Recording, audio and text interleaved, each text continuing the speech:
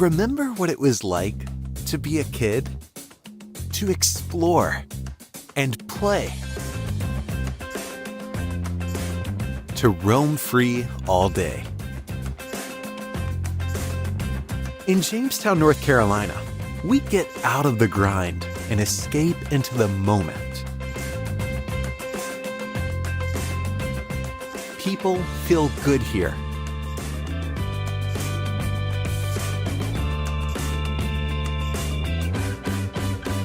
Let loose here.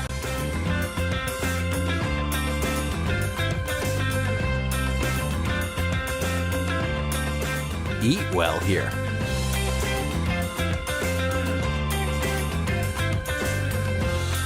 Feel swell here.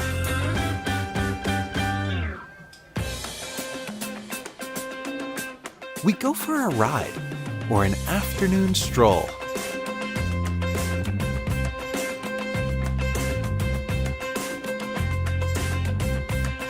We cheer each other on.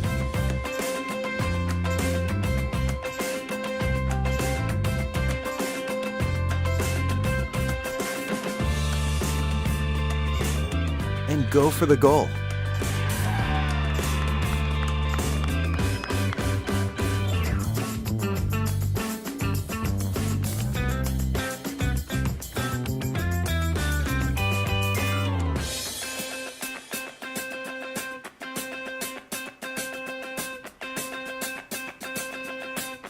Here, a treasured history meets the energy of a town on the rise. In a place with true heart and soul, and where we have our own special beat. Jamestown, North Carolina, where history and possibility meet.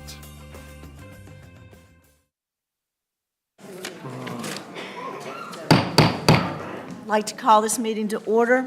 Will the clerk please call the roll? Yes, Councilmember Wolf. Here. Councilmember Capes. Here. Mayor Montgomery. Here. Councilmember Strawn. Here. Councilmember Rayburn. Here. A quorum is present. Thank you. Please stand for the Pledge of Allegiance. Councilmember Wolf, would you lead the pledge?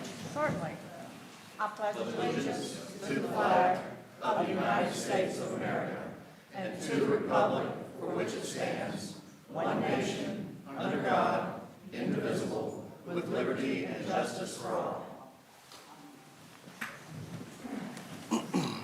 Please bow your heads for a moment of silence.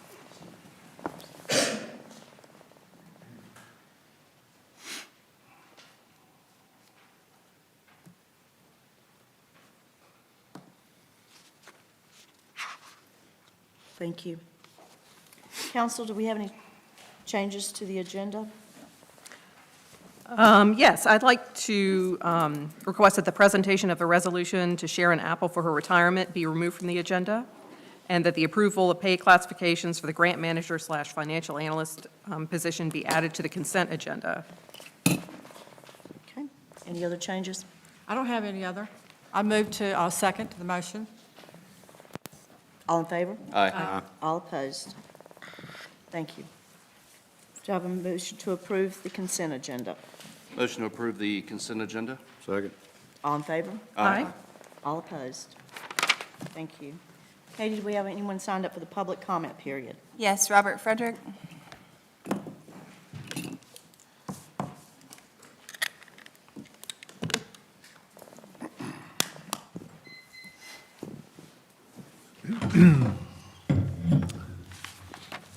Robert Frederick, 500 Windwood Drive.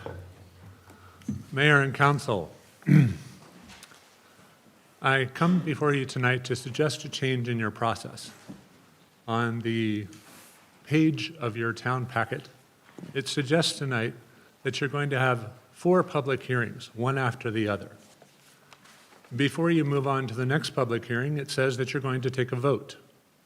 I suggest that you move all of the votes to the end, because you want to avoid the impression that this is a done deal. In other words, by the time we start talking about the second public question on the annexation, we've already heard about the changes to the PUD. By the time we talk about the third one, about rezoning requests, we've already had the vote about the annexation. If we get then to the development agreement, which is what's been holding up this process now for a full year, by that time, we've already got the changes to the PUD, the question on annexation, and the rezoning already addressed. If you voted yes on all three of those other ones before you get to the development agreement, by that point, everyone here is going to know it's a done deal. That's because it's not just a change to the PUD amendment. It's the request made by D.R. Horton's change to the PUD amendment. It's because it's not just the change to the annexation. It's D.R. Horton's request to have that land annexed. That's because it's not just the rezoning request that's going to be happening. It's D.R. Horton's rezoning request. And so when it comes to the development agreement, it's not just a development agreement, it's D.R. Horton's development agreement. So again, all I'm asking is that you simply, and I believe you, Mayor, have the power to do this as the person who presides over the council meeting, to move the votes to the end of the public hearings and not have them interrupted by votes. Thank you for your consideration. Thank you. Has anyone else signed up, Katie? Nobody else signed up. Okay. Matthew, we'll move to the first public hearing concerning the consideration of a text amendment for the land development ordinance regarding the PUD rezoning district. Sure. Good evening. Just before we start, our audiovisual technician has asked me to remind folks that it's not necessary to move this microphone. It does pick it up very well. So just to make sure that it doesn't fall or get damaged, no need to move the microphone. First public hearing we have tonight is a text amendment to the land development ordinance. The town received a request for some minor amendments to our Plan Unit Development Zoning District, or PUD. The proposed amendment is necessary to allow for a higher quality development by authorizing the development agreement to address some issues which are a bit ambiguous in the LDO. We're closing in on completion of an almost 3-year process to bring a higher quality development than would have otherwise been allowed. And this minor text amendment will permit the town to request higher performance from the developers. A public hearing was held on January 9th at the Planning Board, and at that meeting, the Planning Board voted to recommend approval to the Town Council. Now, while this particular text amendment was born from our work on the development agreement, it does apply to other plan unit development zoning districts. The text is very minor, it's very straightforward. I will call on our land use attorney, Tom Terrell, who will give us a little bit more information about that. But if you have any questions for me, I'm happy to answer them. No, I'll wait to hear from the land use attorney. Okay. Thank you. Thank you, Matthew. Thanks, Matthew. Mr. Terrell.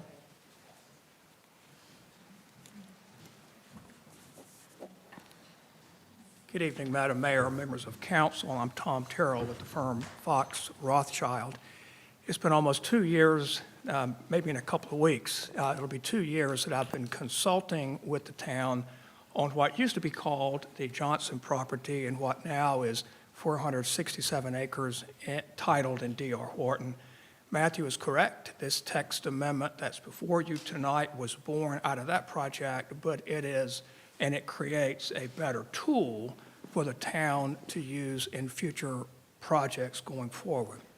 As a little bit of an explanation and a larger picture look at this, PUDs are very common zoning districts. They have been used widely throughout the triad, widely throughout the state, widely throughout the nation for many, many decades. The essence of PUD zoning is that you allow a developer to be very flexible, to have a lot of flexibility to create its own development standards for a tract of land, but you also expect much higher quality from that developer in terms of setbacks, vegetation, open space, and things like that. It means that the cookie-cutter application of your ordinance that anybody else might use is tossed aside, and you're actually able to create a new set of regulations applicable to that one tract. That concept is especially true and especially helpful in this situation with this 467 acres. It's important to point out that your zoning ordinance, which has existed in bits and pieces for a very long time, was developed for the creation of small subdivisions. It was not created with a tract pushing 500 acres in mind. And that's why you need not just broad flexibility, but very broad flexibility. How this started is D.R. Horton noted several provisions in the ordinance late in the process where it realized there was ambiguity or that there were provisions that made no sense as they applied. So what we did was to take a PUD ordinance, an existing PUD ordinance that is very broad, and to expand it a little bit so that the outer margins of that ordinance create the flexibility that we would like a developer to have. Now, you've heard that the ordinance does not define what high quality is, and who knows? Well, it's actually built into the ordinance itself, into the text amendment, and I would like to read that to you. A determination of what constitutes a higher quality development may be and may include considerations such as mitigations of project impact, environmental protections, public dedications, architectural controls, provisions for open space, landscaping plans, access and network connectivity, creation of trails or other facilities available to the broader public. These are the types of things that we're going to point out to you have been made possible by a very broad PUD. So I would like to recommend this to you. It is my experience and my opinion that what you're doing is sharpening a tool that's already in your toolbook, and it gives you an ability now and in the future to create even higher quality projects in Jamestown. I'm glad to answer any questions if you have them. Any questions for Tom at this time? No? Thank you. Thank you. Mr. Isaacson, would you like to speak about the text amendment? Thank you, Madam Mayor, and good evening, members of council. Mark Isaacson, 804 Green Valley Road in Greensboro, and pleased to be with you this evening. Here on behalf of D.R. Horton and the applicant, the owner of the subject property, and just specifically with respect to the text amendment, I will certainly second what Mr. Terrell has mentioned. This did come up as a result of the process that we were engaged in reviewing the town's ordinance, the LDO. Incidentally, it's 581 pages of the ordinance. So we went through every page, and I think the term at the planning board that was used, well, we fly-specced it. And so much like the Internal Revenue Code or any ordinance or statute, you really want to, if it's going to affect your ownership and your rights of your property, you really want to dig into it, study it, review it, and see where the conflicts might lie. So I gave the planning board last week an image of sitting at your desk with 3 monitors. And I would ask that you bear that in mind. What we literally did was have the ordinance on one monitor, we had the development plan on another monitor, and we had the development agreement on another monitor. And so we went through every line where we found that there may be conflicts or ambiguities, issues that we wanted to avoid down the road. To the extent that we thought we could, we worked very diligently with the town staff and attorney to address as many of those potential conflicts in this development agreement up front. But the only way that we can do that is to have a text amendment which allows that flexibility where the development agreement sets the new standards. And when you have a complex and challenging project such as this, we think that's applicable and very appropriate. So certainly commend the text amendment for your consideration, and glad to answer any questions that you all may have. Any questions for Mr. Isaacson? Okay, thank you. Thank you. At this time, I'm going to open the public hearing to the public. And I'm going to ask you to come forward and speak on the text amendment. We will be getting into the rest of the development issues in the next public hearing. This is only about the text amendment. Please come to the podium, state your name and your address, and please limit your comments to 3 minutes. At this time, the public hearing is open to anyone who would like to speak on the text amendment.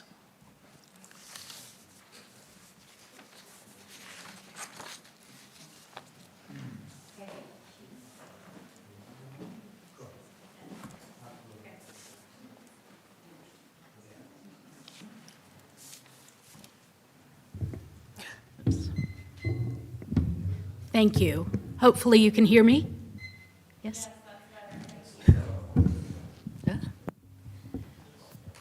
Okay. Thank you.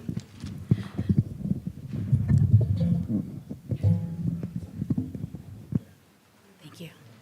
My name is Tricia Payne. I'm at 304 Jordan Ridge Way, right across from the Johnson property. First, I would like to say thank you for letting us speak. And second, I would like to say thank you to the Honorable Mr. Terrell for taking us back 2 years. I would like to take us back 3 years. 3 years ago, the World Health Organization had just identified something called coronavirus, and we were in this room having the exact same discussions. The exact same discussions with Diamondback. Collectively, through that process, I thought, collectively agreed that the Diamondback property proposal had too congested of property, it had too high of density, and those would encroach in our green space, they would not fit into the aesthetic layout of Jamestown, and that there were concerns for service and quality of life in Jamestown. We are now 3 years past that, and we began a journey with D.R. Horton because we thought they would be able to provide us the type of development we wanted. Through the past 2 years, that vision has eroded to the point that we are now at exactly the same place in terms of density, construction, quality, and footprint for D.R. Horton. So we have now spent 3 years getting back to exactly the same place that we were, and we're very clear in saying that's not what we want. So I think with the rest of my time, I respectfully believe that you probably do know more than I do about this, and I'm asking, what about D.R. Horton is now better than what we had with Diamondback? Because in my opinion, in just what I view from what's published, it is exactly where we were before. So what is it that makes D.R. Horton that much more appealing with a higher density? Okay. Thank you.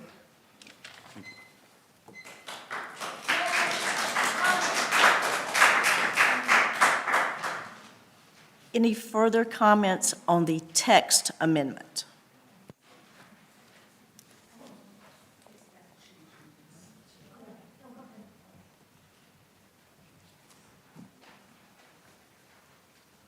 Good evening. My name is Sarah St. Clair. I live at 3826 Hunt Chase Drive and in Greensboro. I have many concerns with the LDO. As I listened to the planning board ask questions after question, they still took the time to vote yes on it. How long did they have to read over all the new text amendments? It doesn't seem right for a builder to be rewriting our town's LDO. I know Mr. Terrell said he wrote it for D.R. Horton because he has written up so many he could do it quickly. Those rules were put in place for a reason. My next concern is about one of the changes on the LDO, the plan to remove the requirement to do a tree survey.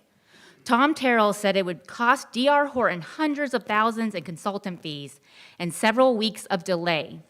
It's been 18 months. What is a little more delay? He also stated it'd be a pointless and costly exercise. Tree surveys are not pointless. They help you make data and research-informed decisions about property and landscape development, and in some cases, also help you comply with state and local tree conservation laws. If a tree survey was allowed to be skipped, what other surveys have been skipped too?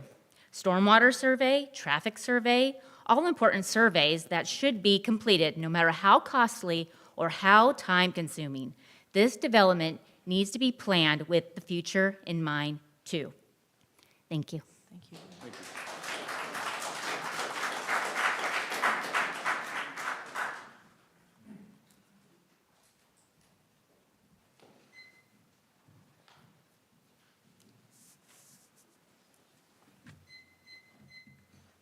Christina Reeser, 2621 Glass House Road. After posting the updated development agreement on December 15th, the document has been updated no less than 3 more times prior to this public hearing. In addition, you are now entertaining updates to the PUD ordinance initiated by the developer, D.R. Horton. Why did the town spend so much time, money, and energy to create and approve the LDO, comp plan, and PUD ordinance just to throw care to the wind and not uphold them? Let's not forget the updated regulations for the Randleman watershed have conveniently been left out of the LDO, the most likely reason why D.R. Horton is trying to fast-track the approval of their proposed development. I'm sorry, you cannot just ignore the elephant in the room and change the rules in the middle of the game and act like no one's watching. If you decide to approve the PUD amendment tonight, in the public's interest, which currently means D.R. Horton's interest and not the interest of Jamestown residents, ETJ residents, and community members, you will have no other choice than to reject D.R. Horton's request for annexation rezoning development agreement, as the rules of the game have changed, and these were not the original terms of which the Technical Review Committee and Planning Board agreed to when approving D.R. Horton's requests. Thank you.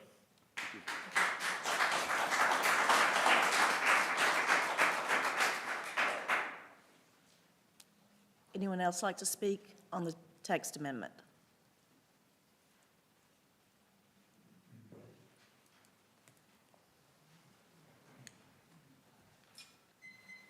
Robert Frederick, 500 Windwood Drive. I'm not a lawyer, but I just heard some words from the town's land use attorney saying that there's a definition of what higher quality constitutes.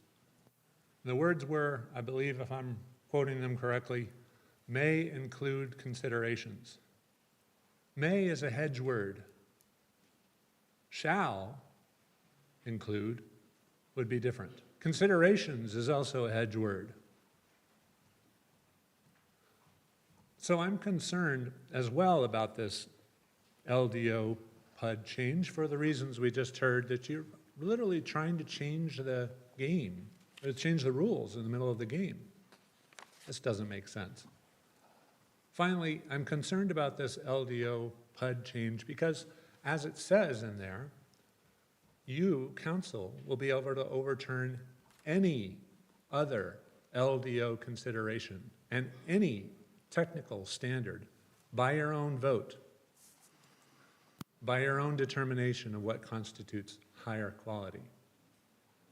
I don't think state ordinances, which there's a state ordinance that says a land development ordinance is required, would be terribly happy, and the Attorney General is aware of this, that you're trying to pass a PUD ordinance that allows you to bypass all the other ordinances in the land development ordinance. I just don't see how that makes sense. No matter the number of years or the number of PUD amendments or changes to LDOs that have been done in the past, 160D is a new law that was only created and implemented a couple of years ago. So 37 years or however many years of experience that Mr. Terrell has, he doesn't have as much experience with the new law. So I invite you to reconsider, talk to your attorneys some more, talk to the Attorney General, get a recommendation. They offer it for free, it's on their website. They will counsel to talk about what their state laws mean.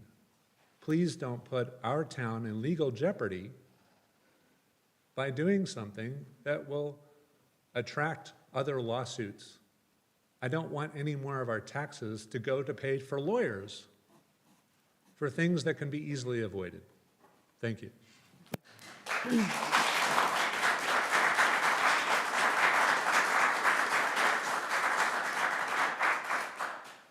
Would anyone else like to speak on the text amendment?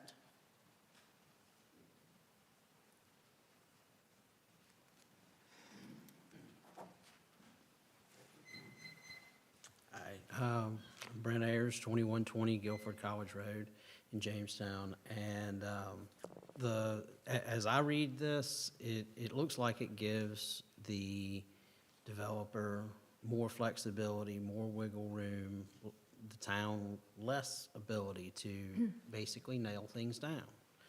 Whenever we include some of the language that, Mr. Frederick talked a little bit about, the may include and, things like that, it doesn't nail things down. It doesn't make things more specific. And it also, to me, it's fallacy to talk about doing this for future development and giving us more flexibility. The thing that's on the table right now is the largest developable tract that we have. And it's important if we have to target an amendment that directly targets that. That may be what needs to happen. I don't know. I'm no lawyer, but at the same time, we need to put the town in a good position to be able to say, no, this doesn't meet standard. And I don't think that the text amendment does that. I would encourage you to look at it from the other perspective of, hey, if I'm trying to be a little bit less than forthcoming, does this give me more wiggle room if I'm trying to do something like that? And if it does, I don't think it passes muster, but that's the way that I read it. So thank you. Thank you. Thank you.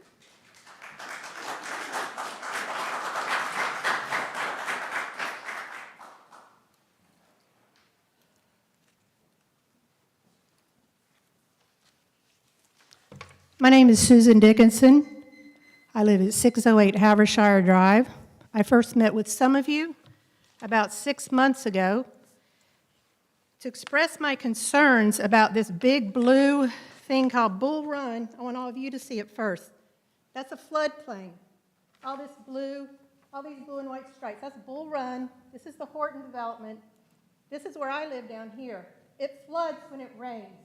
A lot of times, see, you're shaking your head. Where's Forestdale East? I know you're out here. Please address the council, Susan. I didn't get a chance to show this to the planning board, so I'll make sure we get it on the camera now. I do not understand why I have talked to you, written you, even gotten on social media and talked to some of you, since that seems to be the only place you live, and you ignore us. Why are you ignoring this? These Randleman, this is the Randleman. You're mandated to put these in the LDO. How can he and whomever update the LDO with all this other stuff and ignore this? You are mandated by the state. We have requested it. None of you even say a word. You won't answer us. You don't talk about it. You act like it doesn't exist. And it's going to come back to bite you.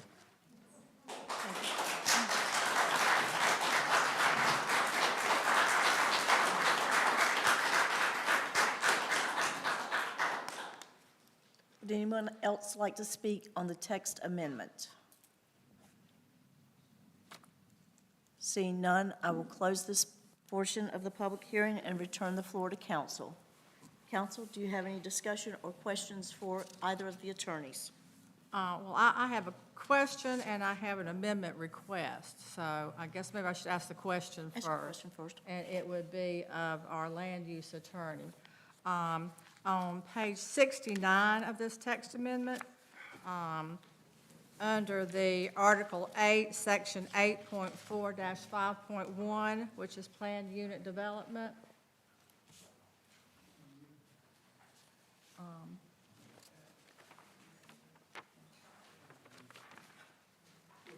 Yeah, no problem, no problem.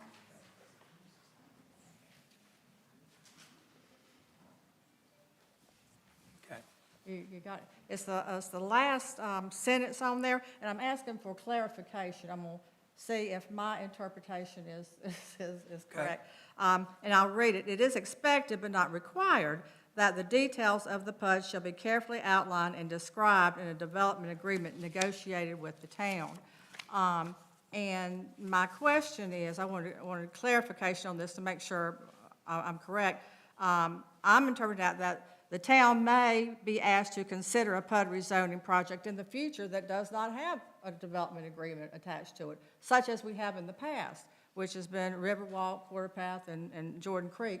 There was no development agreement. Of course, they're a smaller project. But my point being, if a development agreement is part of the PUD rezoning request, then that development agreement details of the PUD shall be carefully outlined and described and negotiated with the town and must be adhered to. Is that correct? That's correct. Okay. I wanted that clarification.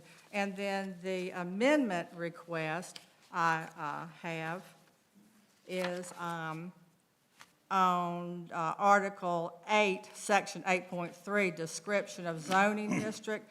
And I would like that to, or I recommend, it states a PUD shall enable an applicant the freedom. I would like to amend that word to say the flexibility to create its own development standards. And because the reason, flexibility has been the consistent language we have used, and that's one of the reasons for the PUD district, which gives greater flexibility in site design. In return, the PUD district is expected to deliver exceptional quality. So that's the one amendment I would request. Any other amendments that you're looking at right now? Tom or Beth want to respond to any of that, or? I think that's a very good catch, and it's a good change. Okay. Any I have something discussion? I don't have anything further on the text amendment. Florence? Anything? John doesn't. I have something I'd like to say.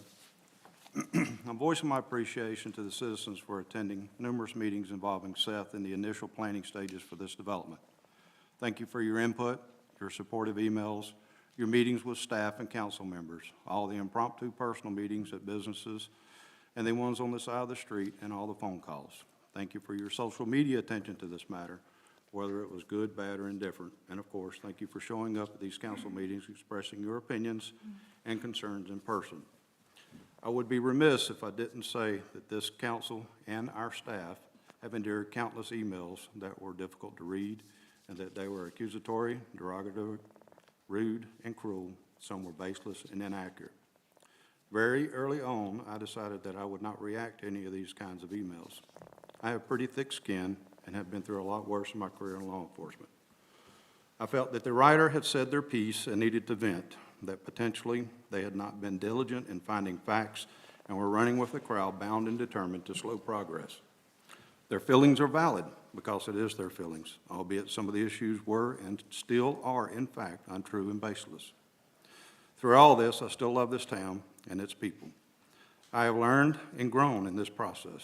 I appreciate the wide range of knowledge, opinions, kindness, and loyalty we have for and within our community. I truly understand that natural reaction to a potential change that may affect someone can harbor an amount of fear or foster feelings of helplessness. I thank the planning board members for all their input and time spent. I thank our town staff who have put in what I would imagine are hundreds and hundreds of hours working for our town, trying their best to make sure this will be a quality development. I also thank Tom and Beth for their legal advice in guiding our town staff in this venture. Tom and Beth have also answered questions brought forth by our citizens and have been giving this council legal advice we've needed to make sound legal votes in this matter. We have a landowner in our community that wants to develop their property. This landowner has worked with staff in many ways which they did not have to. They have asked to be annexed and governed by the town of Jamestown. They have worked toward and put forth a development agreement that is filled with many, many items that indicate this agreement could be a positive thing for our town. This has been a very long process. Your council has not only had our monthly council meetings, but have had twice monthly briefings since Diamondback came into the picture 3 years or so ago. We've been personally involved in this process from the denial of Diamondback to where we are tonight. This development and D.R. Horton could forever change the landscape of Jamestown. I know this. I prayed on this for guidance. I live here, and I don't take this decision lightly. I move that the proposed amendment to the town's land development ordinance be approved as amended to be effective immediately. Second. All in favor? Aye. Madam Mayor. I'm sorry, that was a roll call. Sorry about that. Councilmember Wolf. Aye. Councilmember Capes. Aye. Councilmember Strawn. Aye. Councilmember Rayburn. Aye. The motion passes. I also have a consistency statement. I also move that we find the proposed LDO amendment to be consistent with the adopted comprehensive plan of the town of Jamestown for the following reasons. One, the town's LDO, itself an expression of our comprehensive plan, provides for a planned unit development zoning district with extensive flexibility, and the proposed text amendment clarifies the flexibility extended to developers and eliminates ambiguities in sections of the LDO.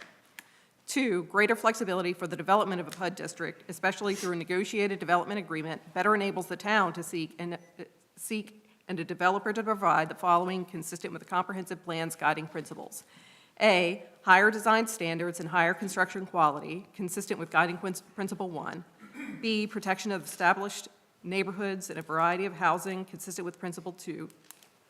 3, greater pedestrian and neighborhood connections, consistent with guiding principle 3. D, creation of neighborhood-scale parks resulting from wider options for street and block design, consistent with guiding principle 6. E, better preservation of open space and protection of environmentally sensitive areas by granting flexibility to place density in the appropriate places, consistent with guiding principle 11. And statement of reasonableness. The amendment to the town's LDO is also reasonable and in the public interest because, 1, the text amendment strengthens the town's role in managing large-size developments that significantly affect the town's resources and its residents. 2, the text amendment strengthens and enhances the benefits of PUD zoning and clarifies that development flexibility is positive and clarifies that it is a tool for achieving higher quality land use planning and development. And 3, new section 5.5, development agreements clarify the role of detailed negotiated agreements, which furthers the town's bargaining position during the development process. Do I have a second? Second. All in favor? Aye. All opposed? Thank you. Matthew, we'll move on to the annexation request.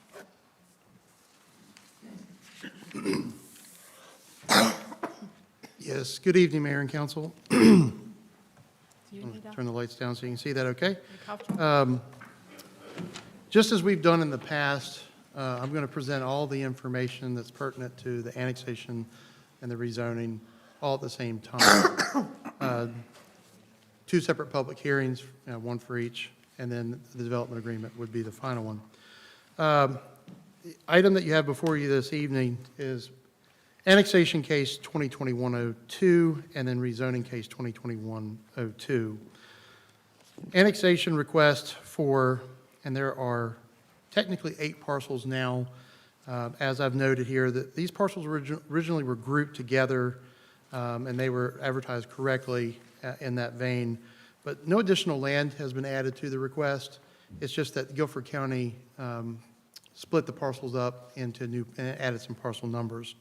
It's 2221 Guilford College Road, parcel number 159-144, 5300 Mackey Road, parcel number 159-105, 5303 near Mackey Road, 158-765, 2207 Guilford College Road, parcel number 159-106, 2207 ZZ Guilford College Road, parcel number 234679. Again, they have addressed this particular parcel as 2207 Guilford College Road as well. It's 234678, 808 Guilford Road, parcel number 234677, and 808 ZZ Guilford College Road, or excuse me, Guilford, that should be Guilford College Road, 234680. a total of approximately 467 acres plus or minus per the survey. Proposed rezoning will be from agricultural to PUD with the condition that a development agreement be approved concurrently with the council to review for the rezoning request. Just a little bit of information showing the property. This is the property looking to the north. Guilford College Road is on your left. Mackey Road is towards the top of the page. This is the property as you would look to the south. Guilford College Road bends to the left there. Guilford Road would be just towards the top of the page, kind of branches off to the right. Looking east, Guilford College Road is again on the right-hand side of the page. Mackey Road is on your left-hand side. And then looking west, Guilford College Road is to the top left-hand part of the page there, and Mackey is to the right. Just to give you an idea of the property in question. Its current use is primarily vacant, rolling forested land with pastures which are bisected by multiple streams. There are 2 single-family residences that are on the property and some associated outbuildings. It's bordered to the north, go back to that, bordered to the north by conditional zoning multifamily residential and property that is in the city of Greensboro's jurisdiction. To the south by single-family residential, civic campus overlay, civic and conditional zoning agriculture. And to the east, it's primarily single-family residential. There is some city of Greensboro jurisdiction as well. And to the west is primarily single-family residential. It's located in our Mackey-Guilford future land use classification, and the property has been reviewed by the Public Services Director at length and has found that it can be served by the Jamestown Public Utilities for both water and sewer. Under the rezoning, the applicant is requesting, as I said, the rezoning from agriculture AG to PUD, or planned unit development, with the condition of the development agreement. And the reasons for the request are, quote, to develop a high-quality master plan community, including numerous housing types, site features, and uses that are not permitted in the agricultural district. Just a little bit of a timeline here.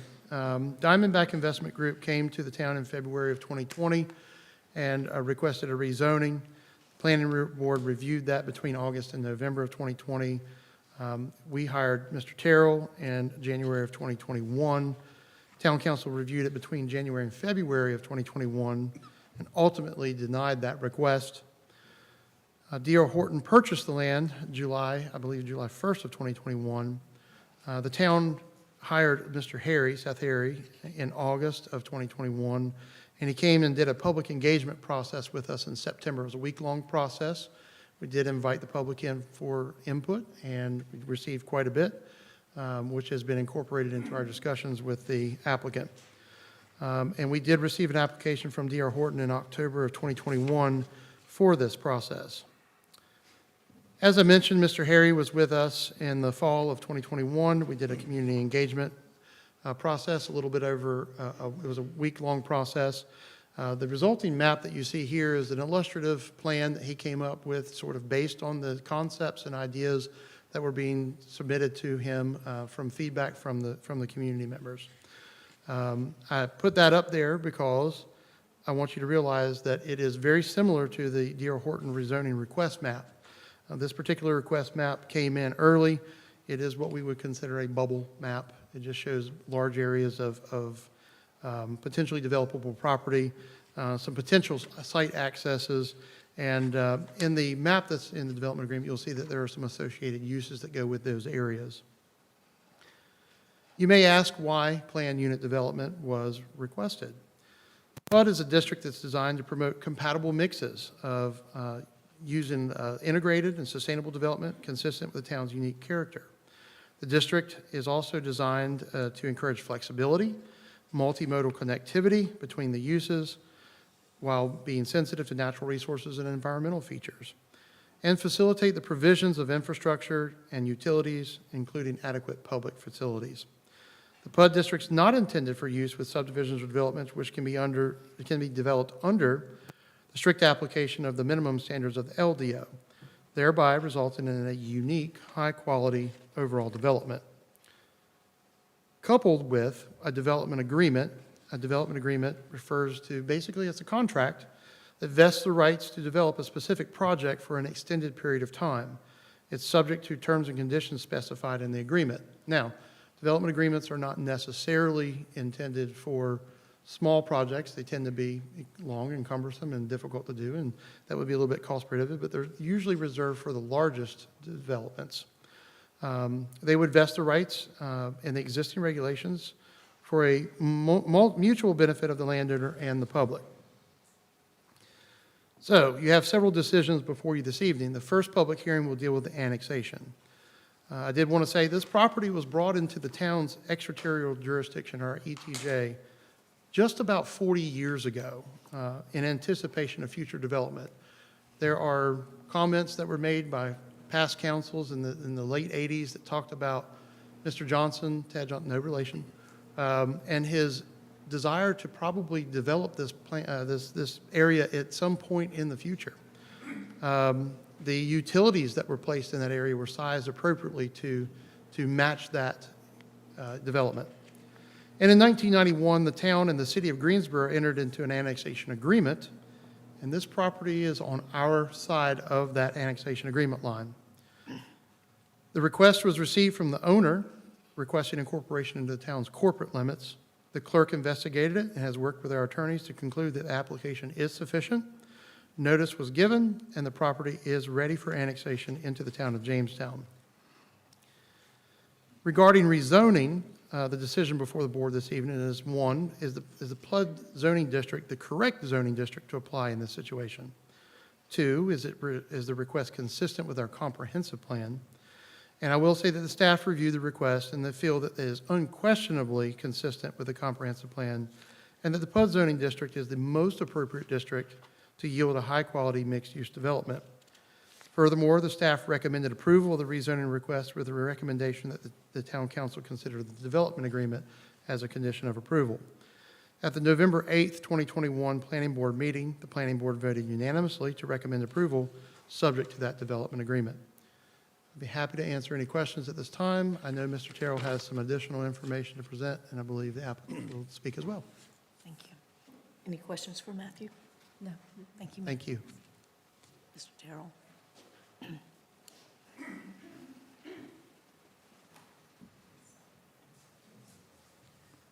Thank you, Madam Mayor. Like Matthew, I'm going to address all three at one time, and I'd like to start with annexation. For those who are new to the concept of annexation, it is important to note that municipalities, cities, towns can only exercise powers within very defined boundaries. There is an exception, though, to that rule, and the exception is that a municipality can exercise powers over zoning and land use in what is called its extraterritorial jurisdiction, or ETJ, if one has been established. As Matthew just pointed out, this tract of land has not only been in your ETJ for 40 years, it has also been the subject of an intergovernmental agreement with the city of Greensboro, where, if I can just sum it up in one phrase, both parties said this land is properly governed by Jamestown and not Greensboro. The annexation petition that is before you this evening is nothing more than a request by the property owner to move these tax parcels from outside your municipal boundaries to being inside your municipal boundaries so that you can exercise full jurisdiction over these tax parcels rather than just zoning and land use controls. I'm sure it has happened in the past that an adjacent property owner has petitioned a town or a city and said, I'd like to have my property annexed, and it was turned down.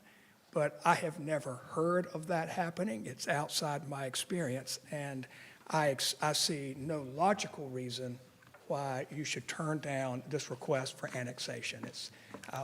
I would call that one a no-brainer. Very briefly on the PUD rezoning application. A zoning map amendment, and you see them on a pretty regular basis, is is different than a PUD rezoning amendment. When you have a typical rezoning application to something that is residential, commercial, or industrial, that rezoning comes with a predetermined set of uses. It has a predetermined set of standards that you apply. But a PUD zoning difference is essentially a blank slate.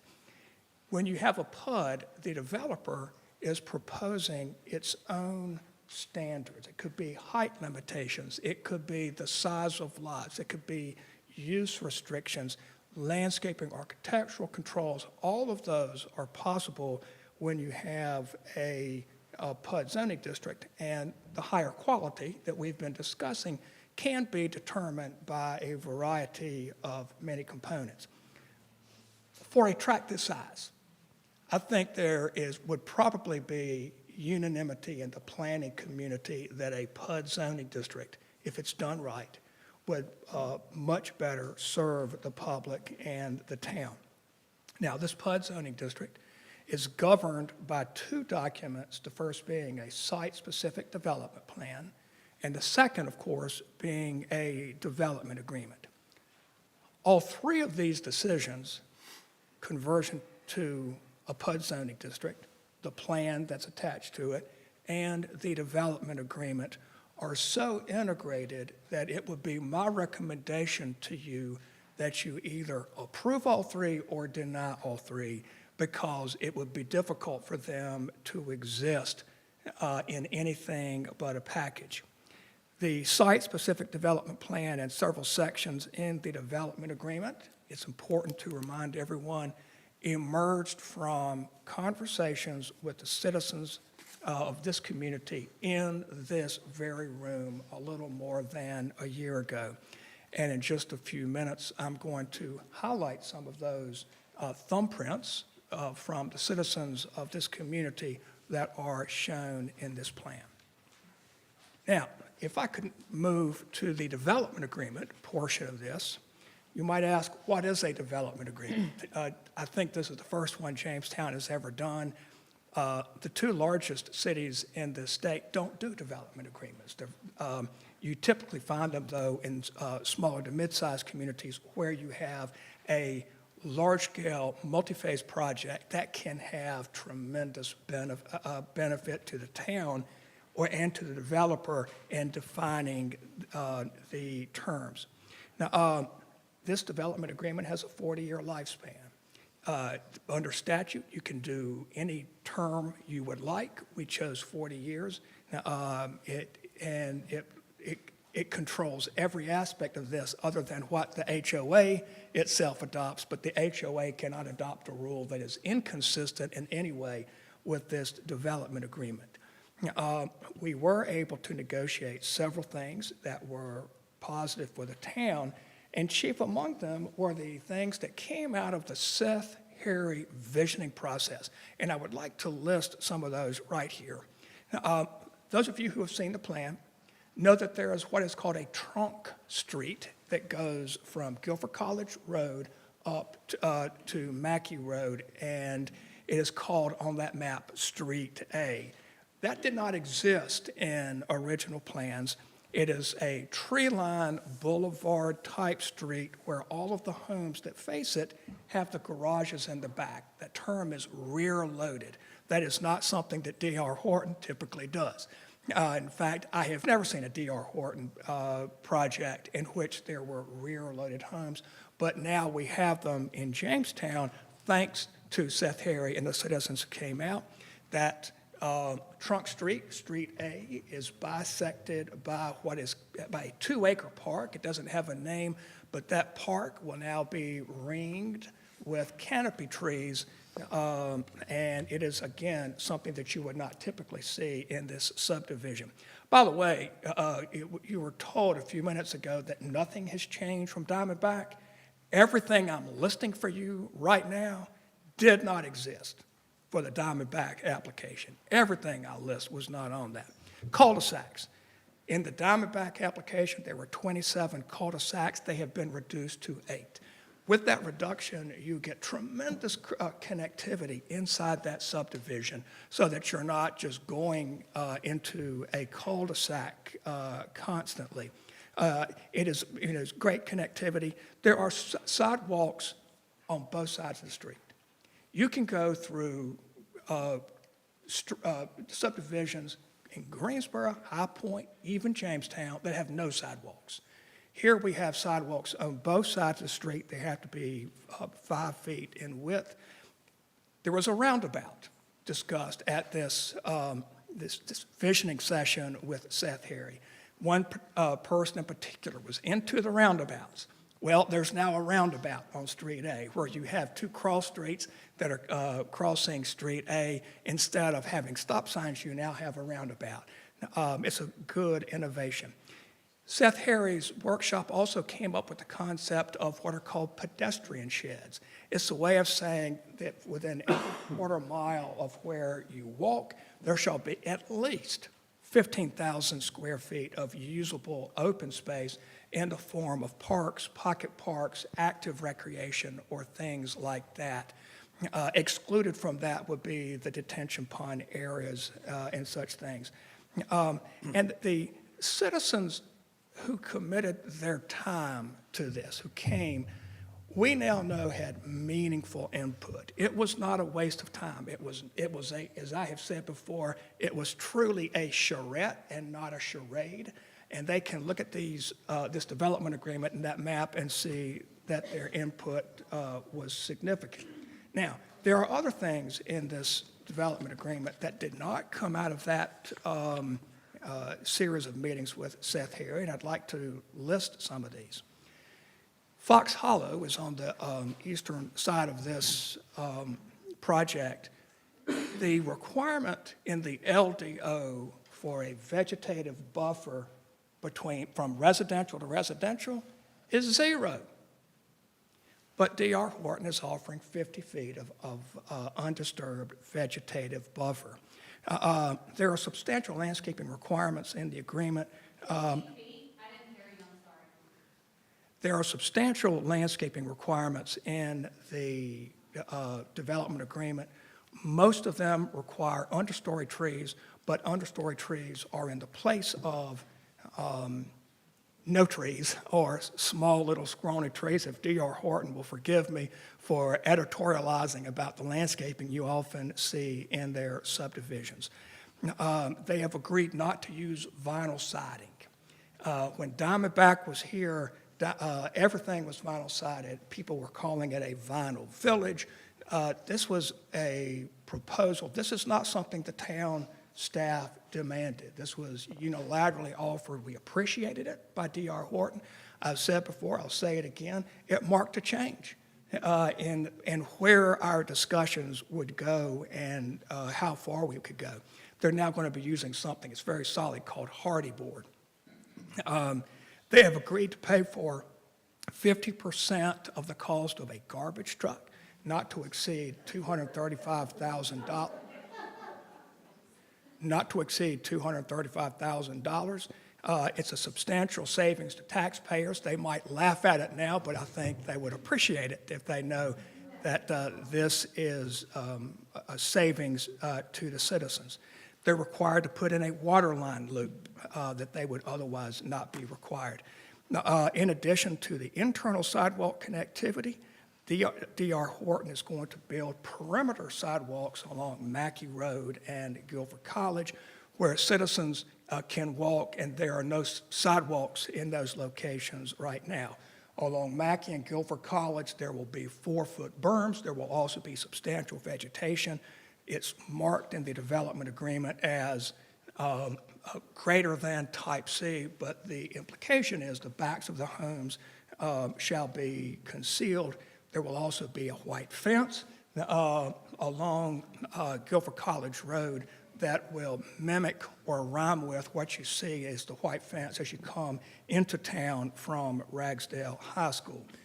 On end units, you cannot have blank walls. They either have to have windows or they have to have substantial vegetation to break up the wall, and they are required to build 100% of the traffic mitigations that are built into that study. Now, there are some concessions that were made to D.R. Horton. This is not, as I said recently, it was not a unilateral cram down. This was a negotiated development agreement.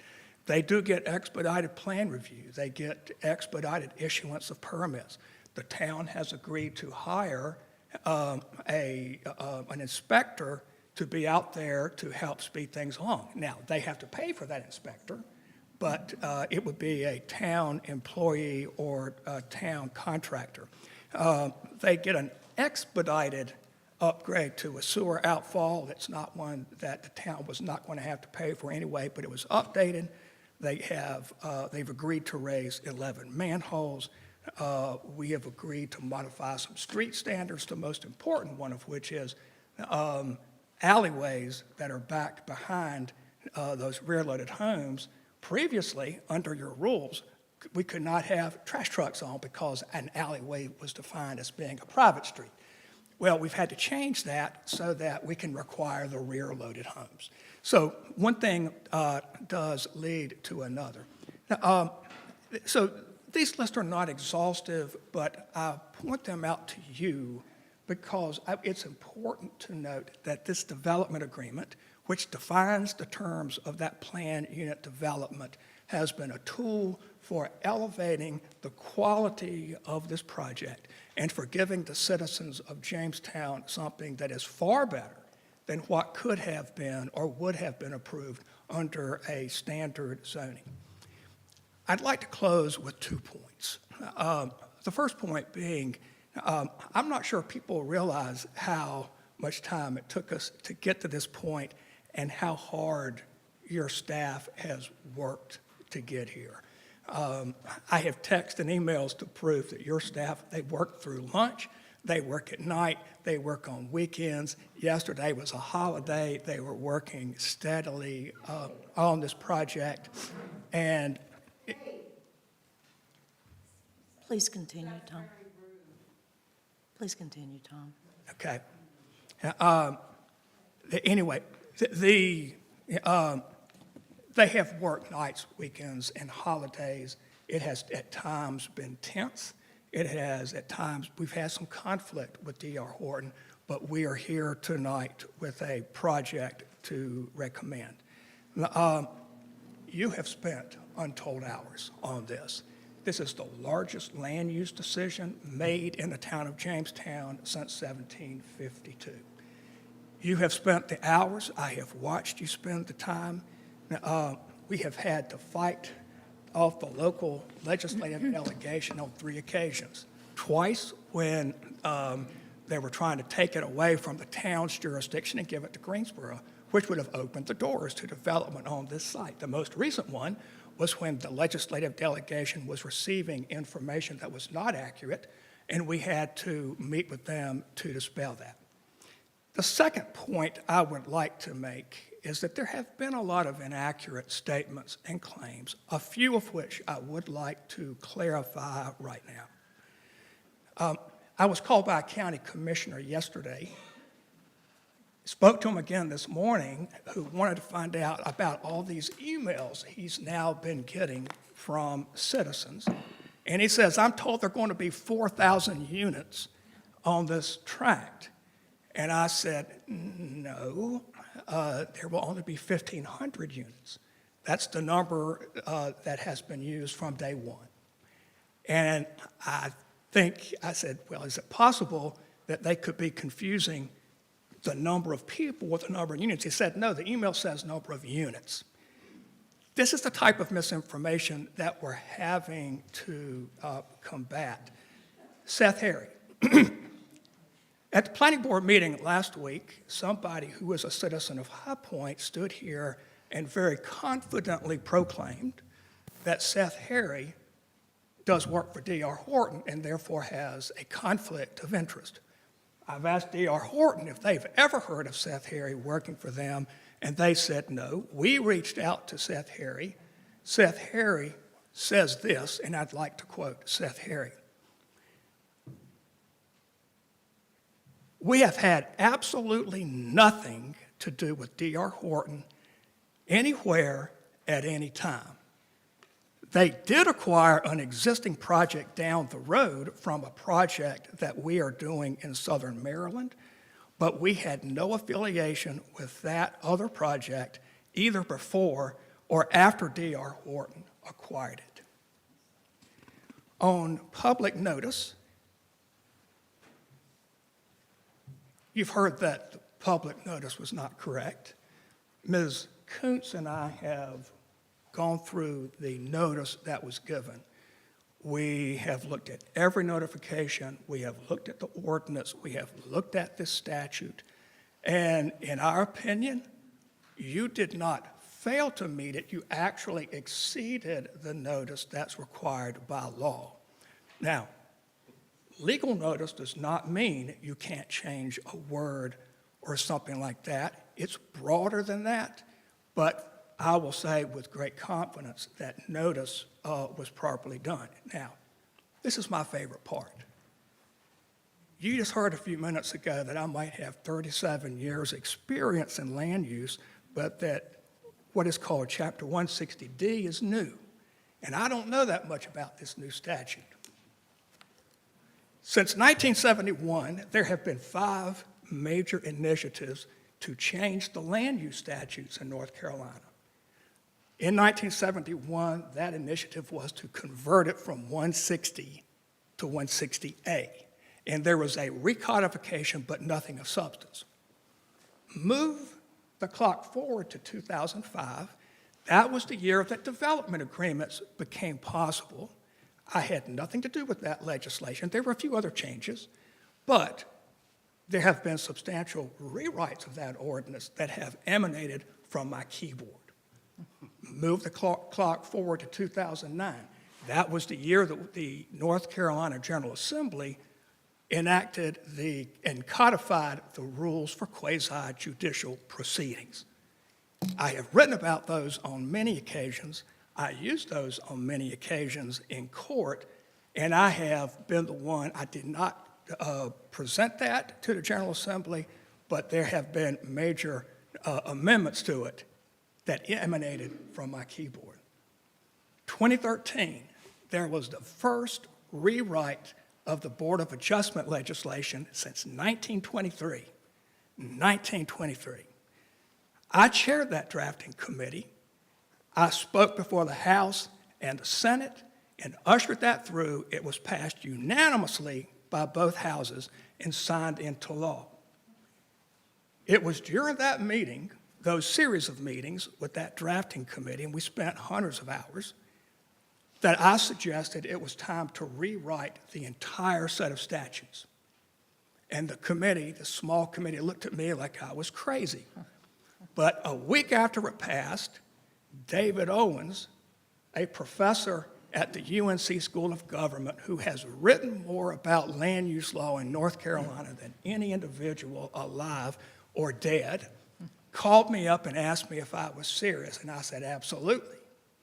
So 160D started with Dave Owens and me sitting in a small conference room once a week for 6 months at the School of Government where we were working this out. Now, this was Professor Owens' keyboard work, but I was there and involved reading every draft, making suggestions, the concepts of what became 160D. And I chaired this committee, the drafting committee, which eventually expanded to 4 people. I chaired that committee for 6 years until it was unanimously adopted on July 11, 2019, and signed into law by the governor. I have a signed copy, signed by the Secretary of State, on a frame behind my desk. I do know the provisions of Chapter 160D. Now, I have 2 more items I would like to address other than notice in 160D. First is density. I'm now lately hearing that you're doing density wrong. We have made miscalculations. It should be a net calculation. That is not correct. When you're at the zoning stage, density is a gross calculation. High Point does it this way. Greensboro does it this way. Burlington, Archdale, Guilford County, Randolph County, any city that you work in North Carolina, and I've worked in South Carolina, Virginia, they all do it the same way. At zoning, it's a gross calculation. It's not net. So I'd like to clarify that. And the final thing is, when it comes to environmental laws, nothing in this development agreement can undo the Randleman regulations. Nothing in this agreement can undo the Clean Water Act. Nothing can undo the state's riparian buffers. All of those laws exist. They cannot be changed by you. You are preempted. You do not have that power. This ordinance does not give you that power. So the environment, to the extent that the state of North Carolina or Guilford County or the United States of America have decided that a law has to be passed to protect the environment, this ordinance in front of you for the development agreement is consistent. I apologize for the length of that presentation, but I'm glad to answer any questions that you have. I will reserve the right to have some later, as we go through the public hearing process. Did you have any at this? I have a couple of things I'd like to say. Tom, thank you for explaining a lot of things and trying to lay out some of the emails and questions that the public have had and some of the input the public have made. I appreciate that. I think you've eased, or at least given the information out that should ease the minds of the folks who think that we're running amok or not following state statutes, laws, and ordinances as they exist. You and Beth have been huge help to this board and to staff. I do ask for just one more thing, and I may have missed it in what you gave us and the public, is that the commercial aspect of this development. When you have a land use plan is broad. It is not a zoning ordinance. It's an idea put down on paper. The Mackey-Guilford plan in your comprehensive plan that was adopted in 2021 references mixed use and some commercial. It doesn't require it. You don't have the legal authority to acquire something in a comprehensive plan, but it suggests that that would be good. As we went forward, there were many citizens who were complaining about that. And as part of the listening that the council was engaged in, it was proposed that we eliminate that and allow them to put residential there. And that, of course, lowers the total trip counts. It changes the character some, but it takes out something that would be a traffic generator that would not be measured by the density number. Thank you. Thank you. Thank you. Mr. Isaacson?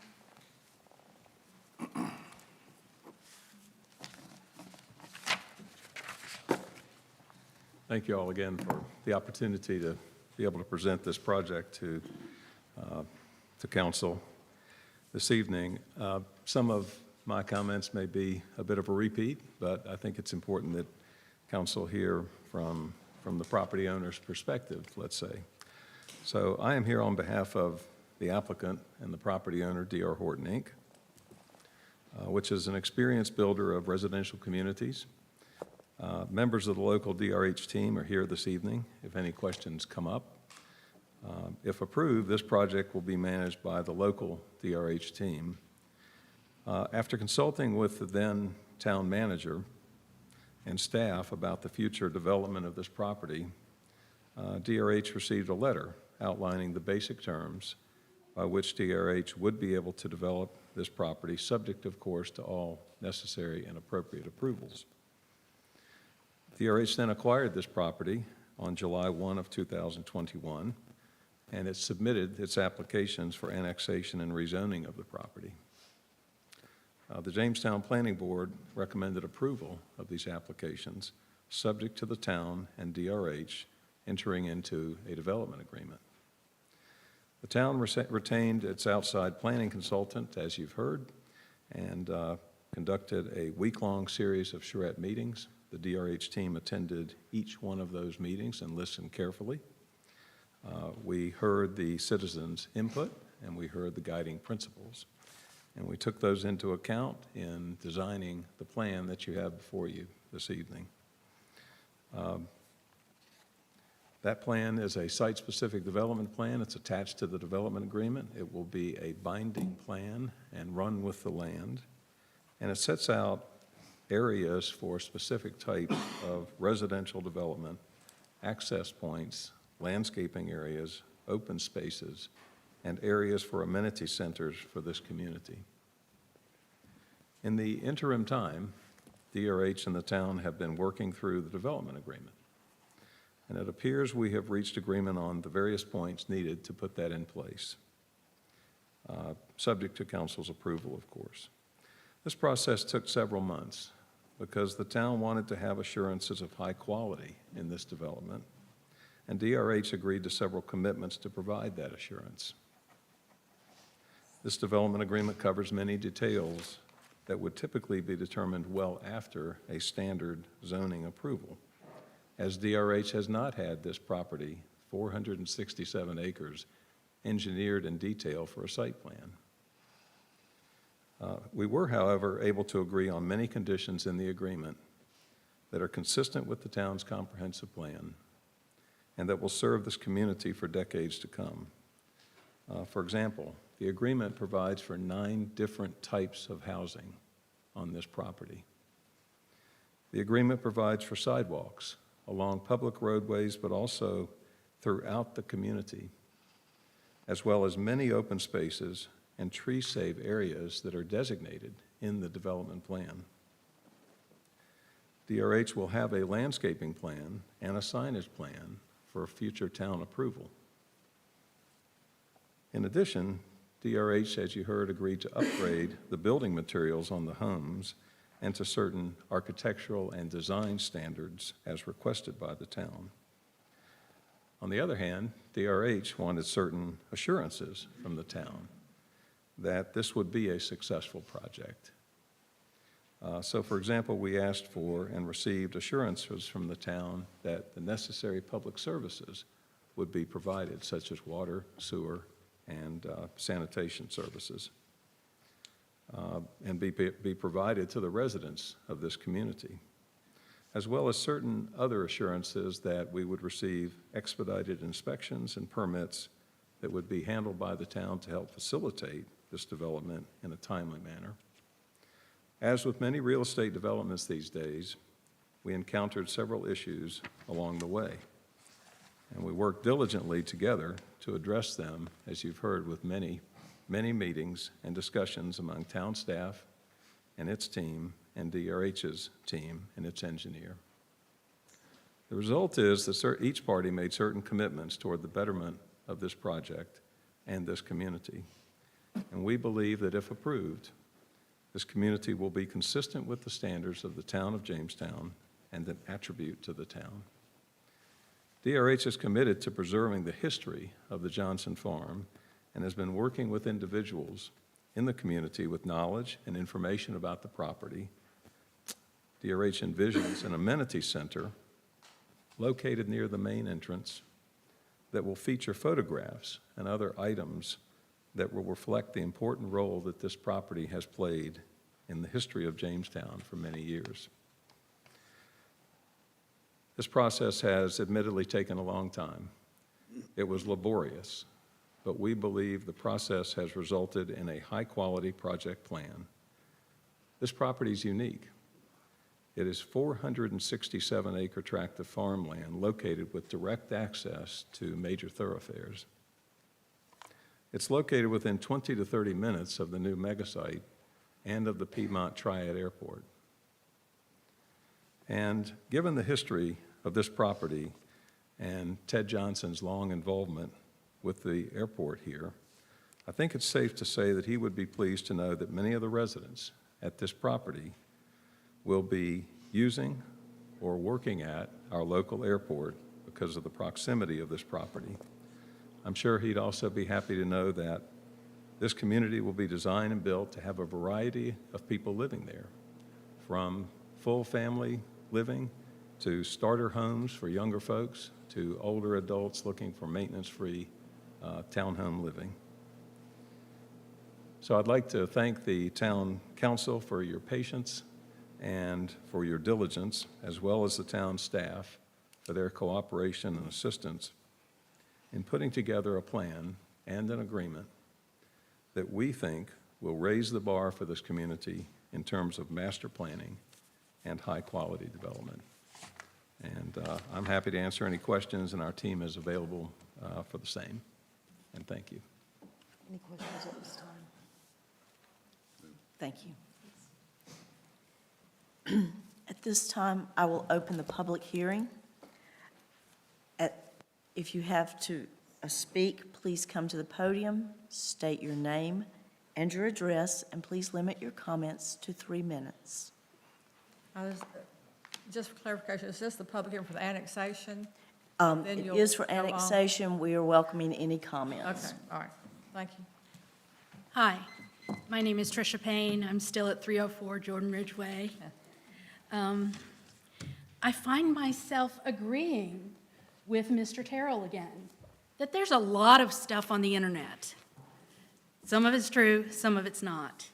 What I will tell you is one of the items on the internet is that there have been behind closed door agreements, nods, winks, or handshakes as to who would be paying for some of these services. I'm asking you to please vote no for annexation, or at the very least, move this discussion and vote to a future date. Right now, there is, for full transparency and faith from your constituents, I ask that you be very clear as to what these services, water, sewage, trash pickup. Sir, I agree with you, they definitely need that in D.R. Horton, that those are basic services. But I need to know that they will be paying for the infrastructure as opposed to having that cost be deferred and pushed through to current citizens. That's what's on the internet today. Now, is that true? Is it not? I don't know. But that's one story that I'm getting, and I haven't had the chance to get your side of it. Has there been some type of agreement that they will be responsible for 100% of the infrastructure required to bring them water, sewage, managed rainwater, as well as trash? I don't know. And so I would ask you for the transparency and to give us confidence in the vetting process of all of these items, that you postpone the vote for annexation or decline it. Okay? Thank you. Thank you.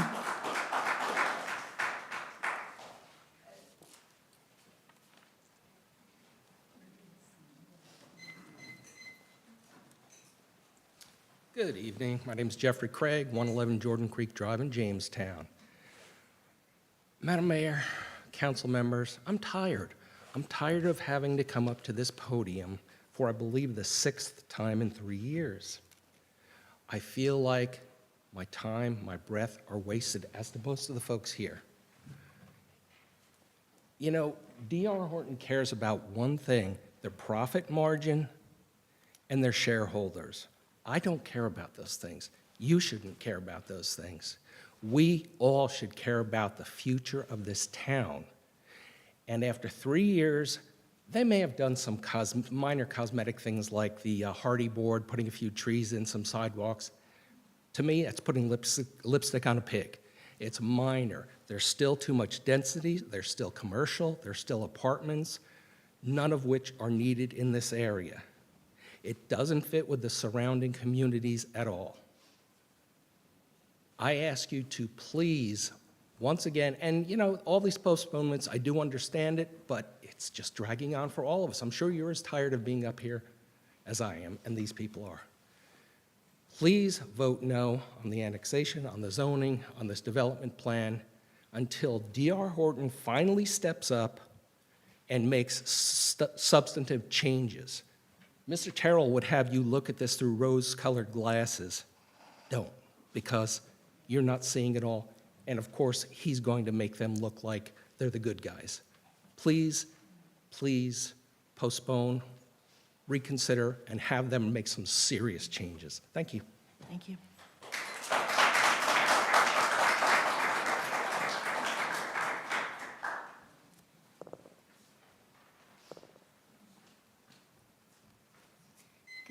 Good evening again, Madam Mayor and Town Council. I am Sarah St. Clair. I live at 3826 Hunchase Drive, and I am a Fox Hollow resident. First, I would like to thank Yes Weekly for including the article about the misconceptions that was been going around about the development agreement. I would like to share just a few of my concerns over some of Tom Terrell's responses. My first concern is about density. Tom Terrell says the development is low density because it is calculated to be 3.2 units per gross acreage. Mind you, like he said earlier, that is not net acreage, which would show a much higher density development. Tom Terrell then answers about quality. I agree with Tom Terrell when he said quality is by these markers, like sidewalks, open spaces, and architectural design. Then he proceeds to say, all of these can be achieved in much higher density developments. I'm confused. So this is a high-density development? Not sure. My last concern I have time for is the lack of the apartment renderings. That is going to be right there where I live. Whenever I ask about the apartments, I'm always told it is just a napkin sketch. Nothing is set in stone. I would want to know exactly what is being built and not vote on something that could change significantly as they build. Are the apartments included in the density number already that he is calculating? Has D.R. Horton considered making 2 entrances or exits for the apartment on the Guilford College Road rather than using Hunchase Drive for an emergency exit? To me, the emergency exit would be more expensive to maintain and to build. Why not just make 2 exits? And then that would allow the 50-foot buffer that is D.R. Horton has given us to actually take effect in all areas of that Fox Hollow section of Hunchase Drive. So I ask you tonight, Madam Mayor and Council, to please consider not just my concerns, but also other concerns that have been shared with you tonight and these past 18 months. Thank you for listening. Thank you.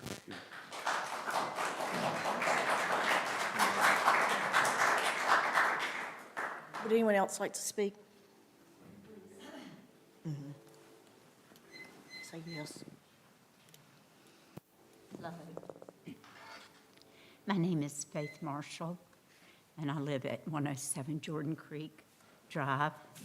And Mrs. Madam Mayor, Lynn, and the members of the council, and the people that represent D.R. Horton, I had read where they were going to build casitas, or I'm not sure if that's how it's pronounced or not. So I went to look it up in the dictionary, and pretty much what it states is 3-generation house on 1 platted lot. And when you think 3 generations, you're thinking children, you're thinking of the adults, and then their parents. And I don't know how many. It had been said that they were going to build 1,500 casitas. And I guess that was supposed to be rental. I'm not aware of what it was supposed to be. But my main concern is that I have retired. I've come back to the community, and where we live is beautiful. And I spent a lot of money on that house, and I was a broker and a realtor. And when I saw what my house is going to sell for now, which would be $500,000, and if they put casitas in, which say, I've heard, that doesn't mean it's true, in 50 years they're going to be down. I figured in calculations, my house is going to be worth $325,000 in about 5 years. And that sure is going down, and I know the stock market's going down. I appreciate your time, and please take into consideration what I said. And I'd like to know about the casitas. Thank you. Have a good one.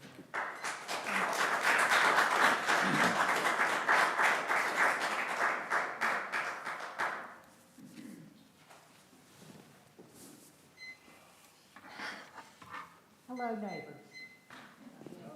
And good evening, council. My name is Nikki Stewart, and I live at 307 Jordan Crossing Avenue here in Jamestown. And I guess my comments can be summed up in one word: why?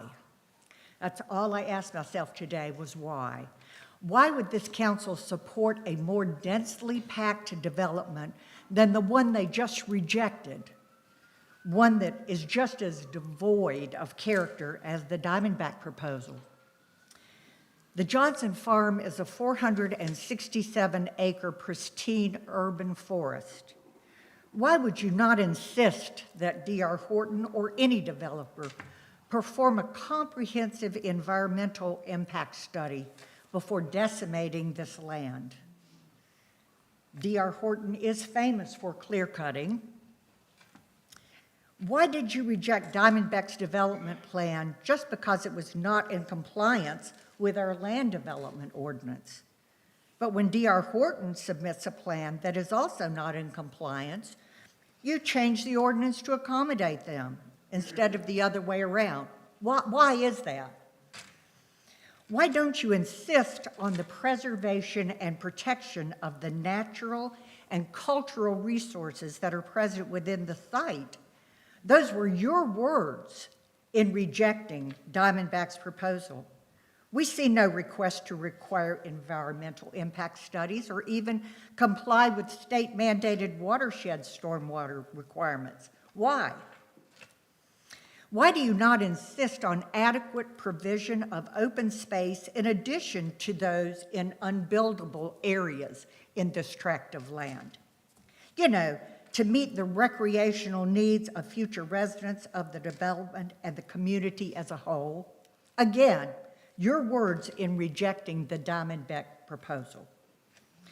Why, after garnering praise from the citizens of Jamestown for the rejection of the Diamondback plan, would you bend over backward to accommodate a plan that apparently violates watershed, stormwater regulations, and does nothing to protect the environment, the biodiversity, and the natural beauty of this land and our community?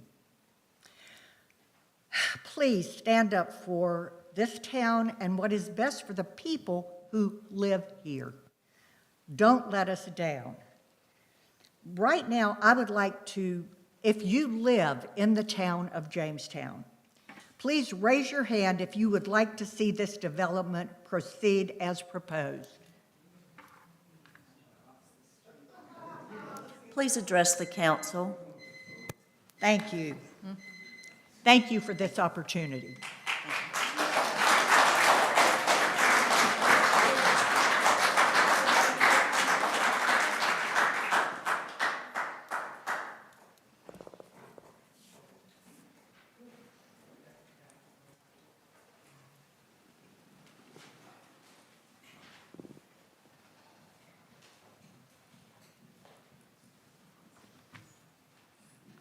Christina Reeser, 2621 Glass House Road.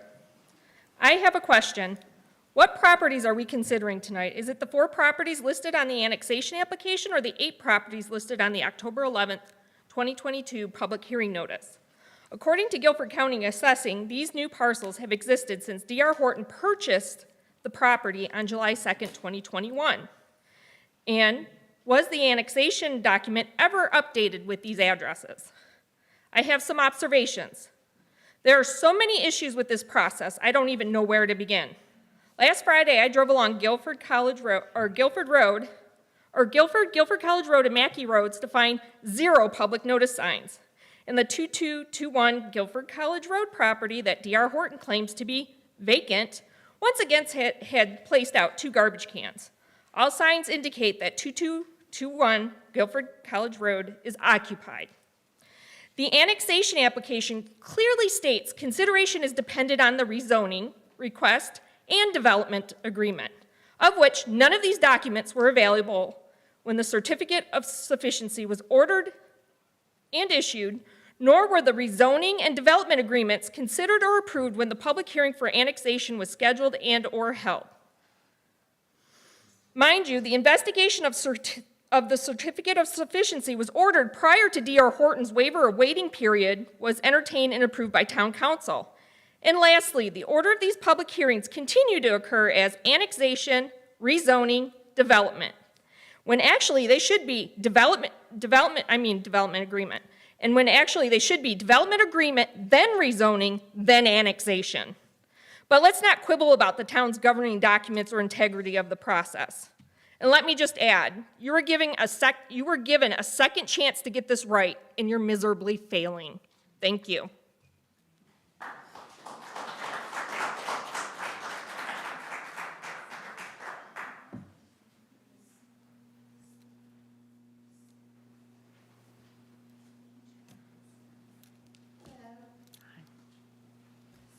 Susan Dickinson and I also still live at 608 Havershire. You know, there's this, I have to address this before this moves on. This thing about the density, I don't know why that's such a surprise to some of you. All I did, because finally now this week, we do have the updated site-specific plan for the first time in high res. As you all know, I wrote several times to the town hall to request that. There's no magic formula here. This is D.R. Horton's on Project Jamestown. These boxes they put at the bottom of the map, like this. A lot of times you can't see it unless you request a high-res version, and it came off of one of these down there at the bottom. This one is dated February 1st, 2022. And they added up this unit per acre and got 3.2, but left out the apartments. It's only based on 2/3 of the development.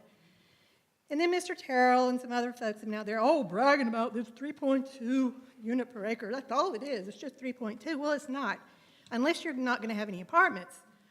All I did with this magic spreadsheet that you called so pretty, thank you, Mr. Cape, was to add in 480 apartment units, and then they added 18 26 by 95 units. I don't know if those are the casitas or not. If they're casitas, I guess those are double units, but I'll let them have that. And do the math. If you went to Guilford County Schools, you can do the math. And it comes out to 4.68 units per acre. I mean, y'all can kind of crunch these numbers any way you want, but that's the black and white of it. No magic. I'll send you my sources and sit down with you over lunch if you'd like me to explain it to you. But that's all it is. Thank you.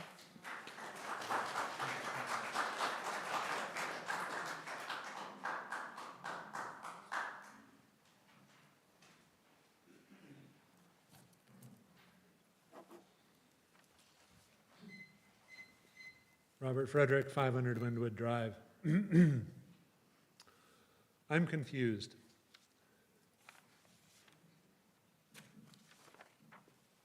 You now are talking about annexing a property that was advertised over a year ago,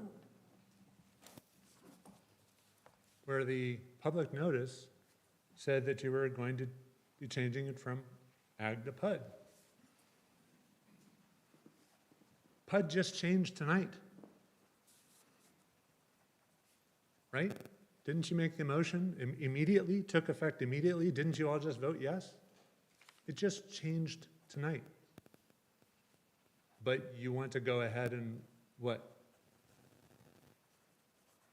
Zone it that way anyway in the rezoning hearing? You want us to not consider that the rules have changed halfway through the game? That's confusing.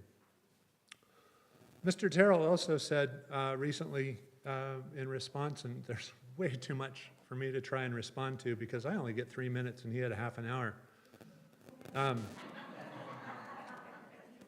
that all of these things were properly done.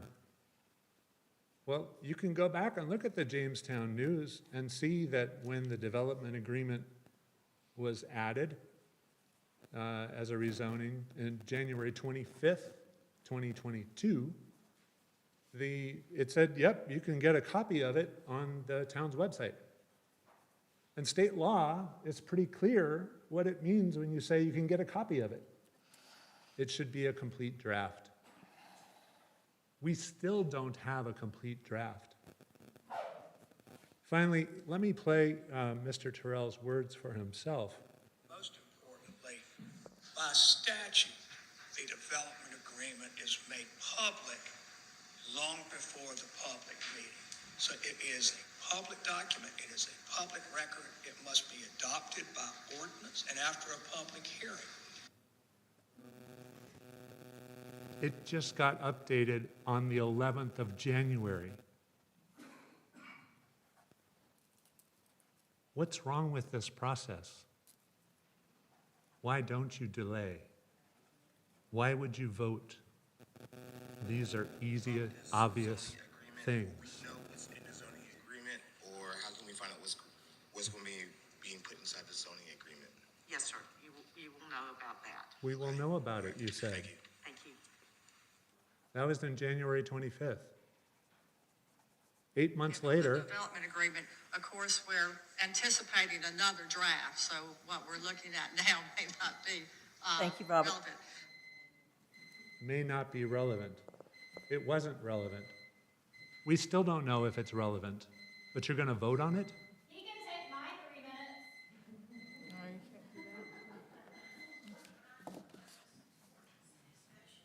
Would anyone else like to speak?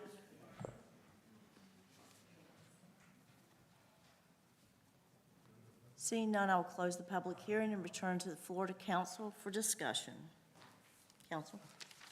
Well, I'm going to take these in the order as I have them listed. Okay. And dealing with the question of annexation.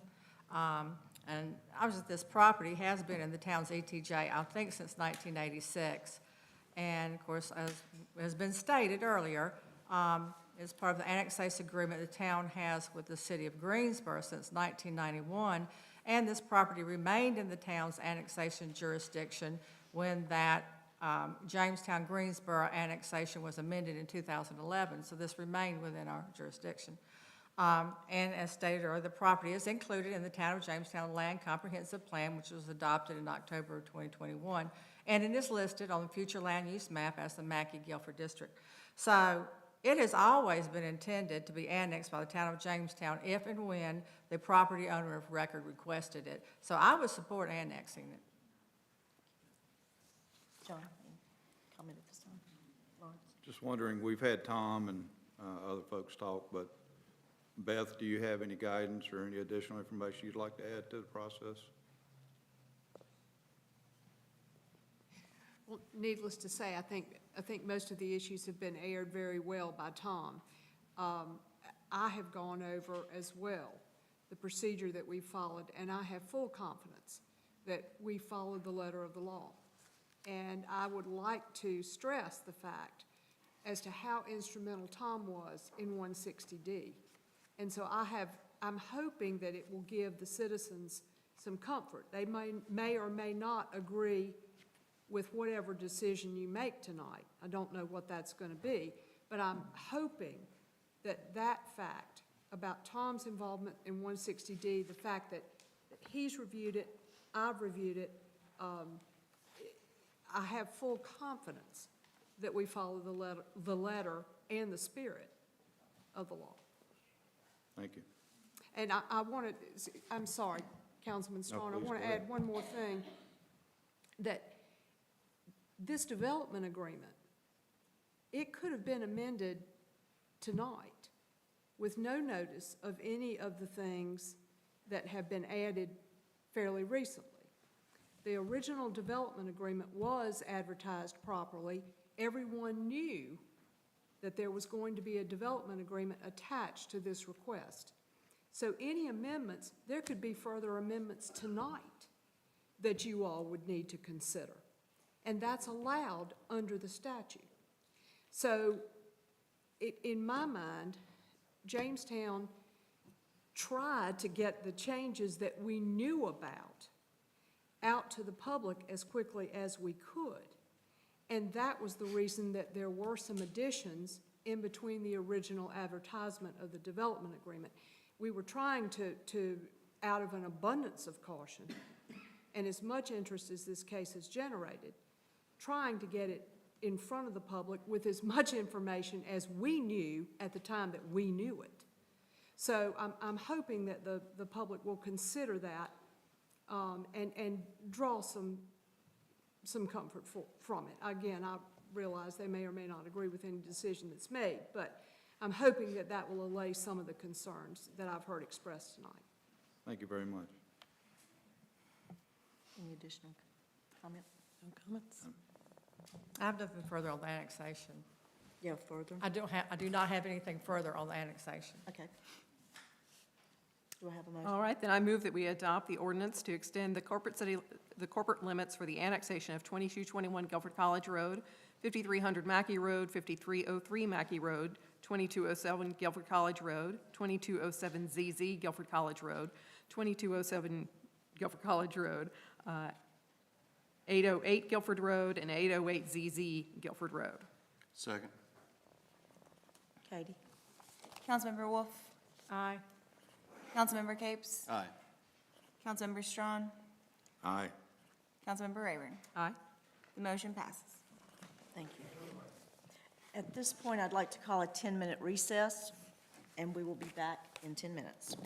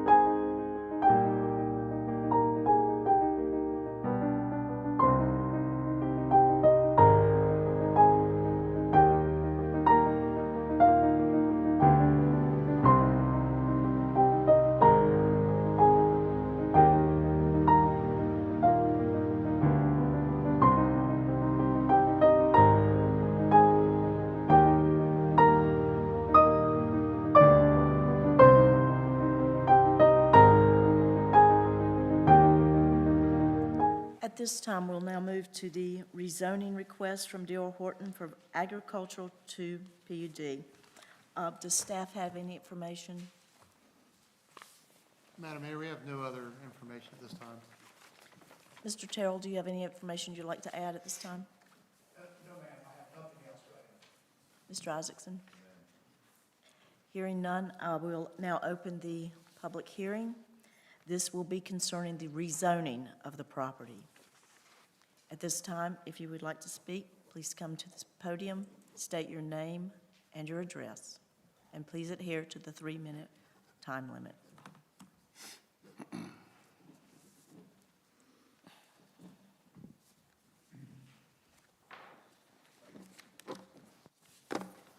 Robert Frederick, 500 Windwood Drive.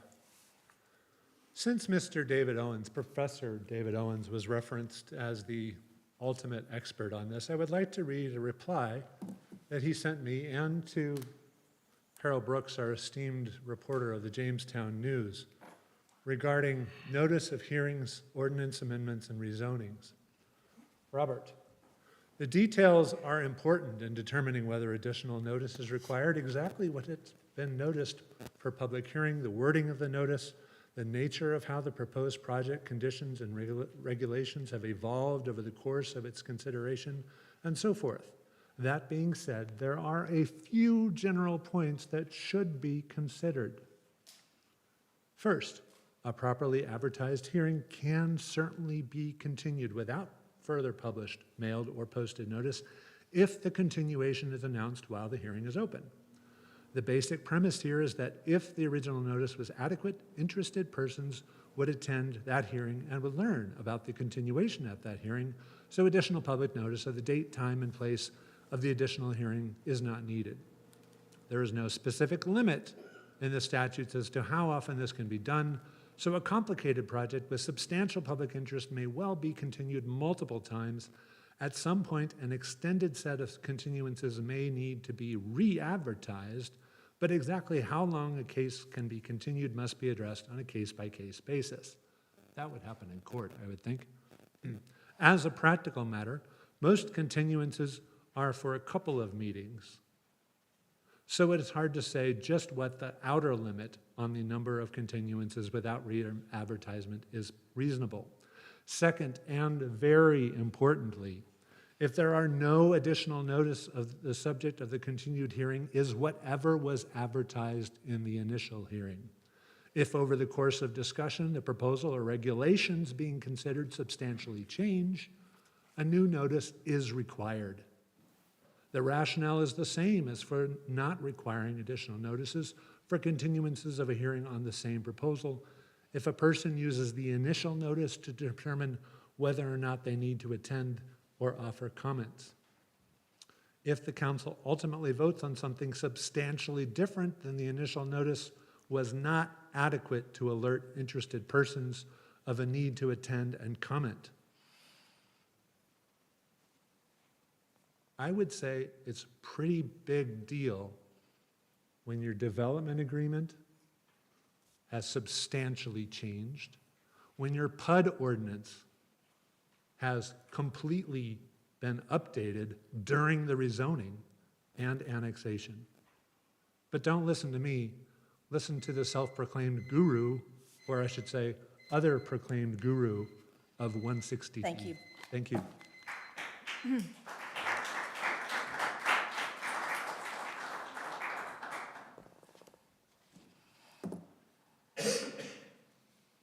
Katie Gummerson, 4648 Jamesford Drive. Mr. Terrell earlier said the citizens were listened to at the visioning workshops. The plan that I was there at every meeting that I've been to, we came up with this plan. It looks nothing like the D.R. Horton plan. I actually did an overlay of both of them superimposed on top of each other. They look nothing alike. We voted, we walked around, and we put little dots on images and descriptions on posters. So did D.R. Horton. They were there. You voted, and you didn't vote for apartments. I watched you. I have a picture of it. Please address the council, Kate. Okay. We didn't vote for apartment buildings. There were no apartment buildings. We did not vote for them. We did not vote for rows and rows of townhomes. We did not vote for 1,466 units. Most importantly, we did vote for a school. We talked at length about the donation of land or the dedication of land for a charter school. Seth Harry and I spoke about it personally for an extended amount of time. We voted about green spaces, not just simply the creek beds that cannot be developed. We talked at length about recreational spaces and all of the things that aren't included on this plan. They were on his plan, however, and the plan that we designed together. And in actuality, I have no idea why I'm even standing up here, because no one's ever listened to me one time. I also will never understand why the attorney you hired speaks like he works for D.R. Horton. Mr. Isaacson actually has had less passion displayed about the passing of this plan tonight. Mr. Terrell doesn't even live anywhere near Jamestown. He stood up here at his pulpit, he preached to you like his parishioners, so he, along with you, will all be responsible for the downfall of his town. Thank you.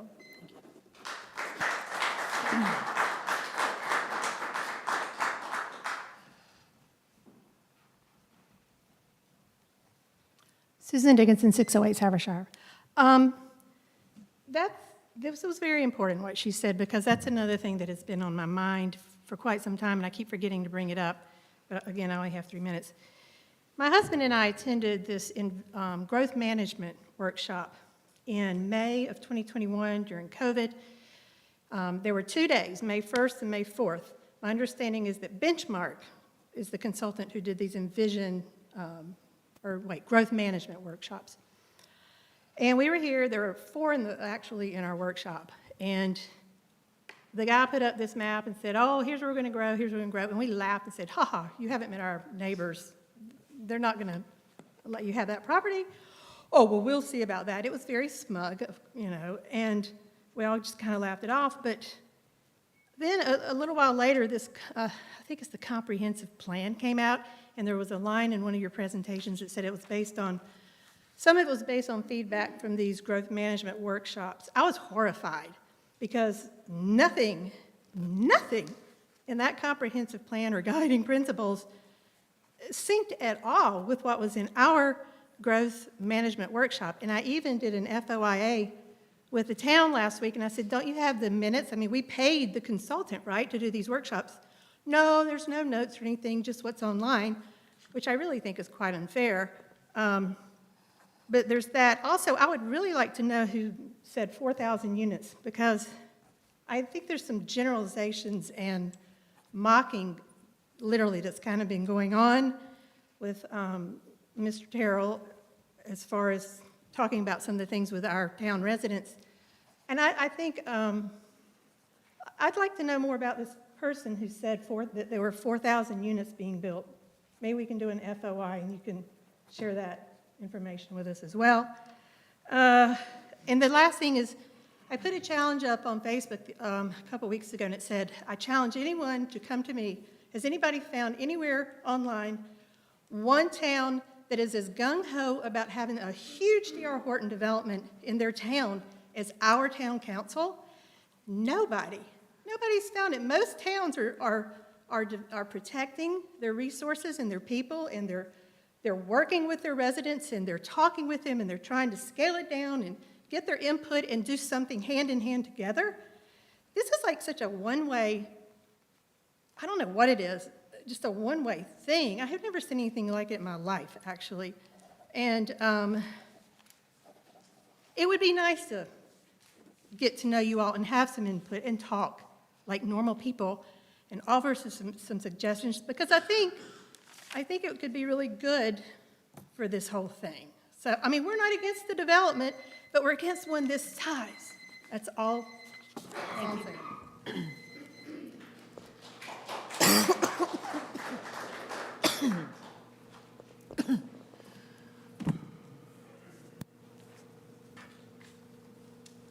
Christina Reeser, 2621 Glass House Road.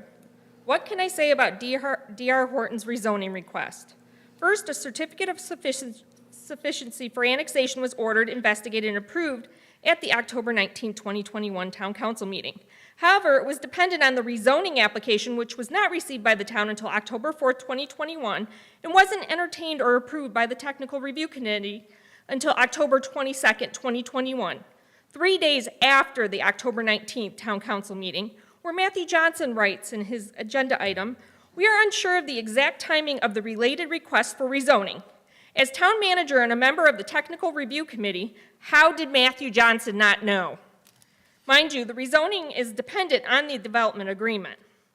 Per the project questionnaire page, town staff indicates impacts to the school will be gradual due to projected build-out of this project, giving Guilford County Schools time to plan and additional tax revenue to accommodate for growth. But there's one problem with that statement.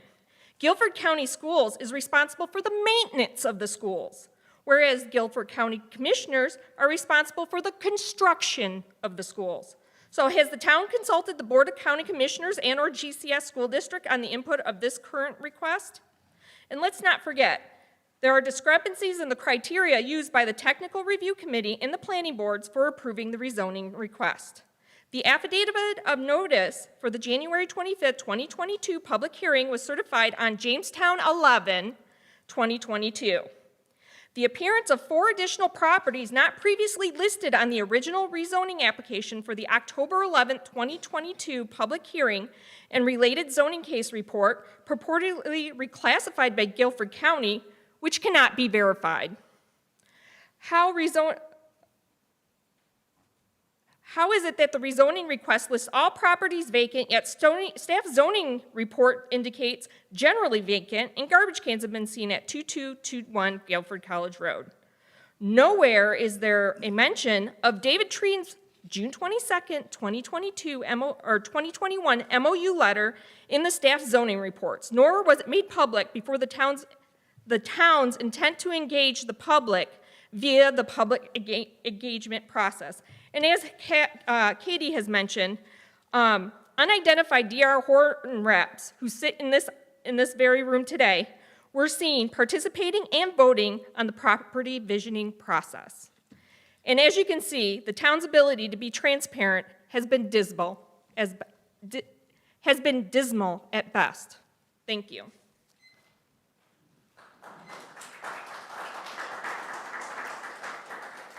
Do I have anyone else that would like to speak at this time?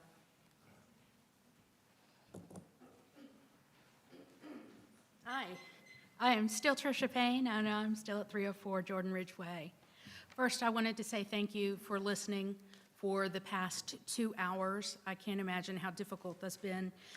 Everybody has a very clear opinion, and everybody believes that their opinion is right. What I will say is I ask you to postpone the decision for this vote until a future meeting. Right now, there are some questions, whether they are valid or not, about procedure. I believe from an ethics standpoint, it's not about are you acting in the right manner. I believe everyone here is. It is, do you have the appearance above and beyond reproach? And because there are procedural issues at stake, take the time, take 30 days, invest in a phone call to the North Carolina Department of Justice, invest in some of these questions, publish all of these reports and everything that's been discussed today so that you can say, with head held high, you have done everything in accordance to procedure. That will make sure that everyone is very clear as to what we're agreeing to. So I ask you just one more time, please push this vote to the next meeting. Thank you. Thank you.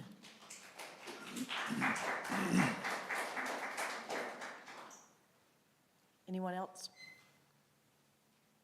Seeing none, I will close the public hearing to the public and return the floor to council. Council, do we have any discussion at this time? Like I said, I'm taking these in order, so I'm reserving right to speak for the development agreement. I do have several points on that. Okay. But on the rezoning, I'm pretty clear on what's in the rezoning case. So I don't have any further questions. I mean, that's been consistent with, since the beginning, since the Johnson family opted to sell to a developer, you know, They didn't sell to a farmer. You know, they didn't have a next generation who wanted to lose money trying to farm there. So all the area around it is residential. You know, we keep like with like as far as zoning goes, and so. I agree, they're very clear on that. I know that many people here want this decision to be postponed, but postponement for the sake of postponement really serves no purpose. We've been working with this developer for almost 2 years, and that is after turning down the previous developer. Our staff and our attorneys have spent hundreds of hours on this project, and that was only after we had a week-long meeting where citizens were invited to participate, and many of their ideas are in these plans. I personally read several hundreds of pages of documents and followed this closely, and it's time to decide.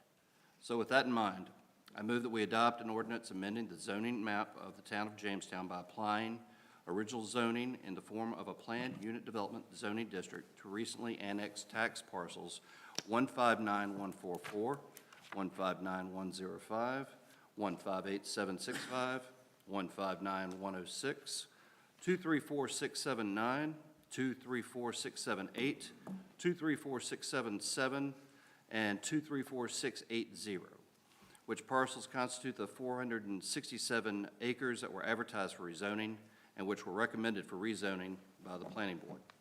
I further move that the ordinance of rezoning shall be subject to the final version of the site-specific development plan presented as part of this application and reviewed by the town council.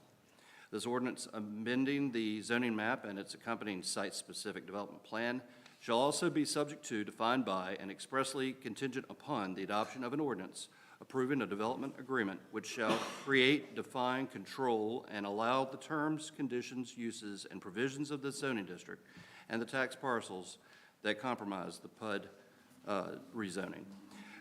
And as a further condition of this ordinance amending the zoning map, that if such development agreement shall be declared invalid, illegal, or unenforceable for any reason by any court or any other governmental entity, then the planned unit development district and its site-specific development plan shall have been rendered null and void until such time as another site-specific development plan and set of defined terms through a development agreement or other set of terms shall have been adopted by the town that define the matter in which the planned unit development district shall be governed and developed. Second. Katie? Councilmember Wolf? Aye. Councilmember Capes? Aye. Councilmember Strawn? Aye. Councilmember Rayburn? Aye. Motion passes. And I move the following statement of consistency with the town's adopted comprehensive plan be adopted to support the decision to apply planned unit development zoning to this tract, subject to the site-specific development plan and the development agreement which has been presented at this hearing. With its connected phases, extensive sidewalks, landscaping, lighting, architectural controls, and signage provisions, the rezoning is consistent with the town's vision statement of maintaining our small-town charm while growing in a manner that respects our traditional development patterns and natural resources. Also consistent with the vision statement is that the substantial connectivity advances the social and physical connections that unite our town. The PUD zoning will foster and facilitate high-quality growth that is both compatible with the town's traditional development pattern and innovative in how it meets the needs of our diverse and dynamic community by having design standards that achieve the aesthetics and superior construction quality and facilitates higher quality public infrastructure consistent with guiding principle 1. The PUD zoning will provide a variety of housing options for citizens consistent with guiding principle 2. The PUD zoning provides for pedestrian interconnectivity consistent with guiding principle 4. The PUD zoning provides for convenient access to a variety of parks and natural open spaces and other recreational opportunities consistent with guiding principle 6. It will foster the development of a wide range of housing types that meets the needs of current and future residents of all ages, abilities, family compositions, and socioeconomic backgrounds. The site-specific development plan showed that the district will protect and preserve riparian areas for encroachment by development to preserve water quality and natural habitats, consistent with guiding principle 11. The comprehensive plan's future land use map showed that the Mackey-Guilford tract should be an integrated, walkable, and mixed neighborhood that contains a wide variety of housing options and a central community focal point, which is supported by the site-specific development and the development agreement which was presented for this public hearing. Consistent with the town's creation of the comprehensive plan through substantial input from citizens, and site-specific development plan reflects citizens' views and input from a week-long session of meetings with an urban consultant hired by the town to channel their input into a workable plan. And the statement of reasonableness, the proposed PUD map amendment is reasonable and in the public interest because it is consistent with the town's growth plans. It reflects the solicited input from citizens. It contains traffic mitigation as developed by engineers. It has vegetated buffers to protect the views from public roadways and surrounding neighborhoods. It promotes pedestrian and neighborhood connectivity through added sidewalks and fewer cul-de-sacs. It has defined and enhanced landscaping. It will benefit downtown businesses by the proximity of more customers and because it was supported and recommended by the Town of Jamestown Planning Board. Second. All in favor? Aye. All opposed? Thank you. This time, we'll move to the public hearing for consideration of the development agreement.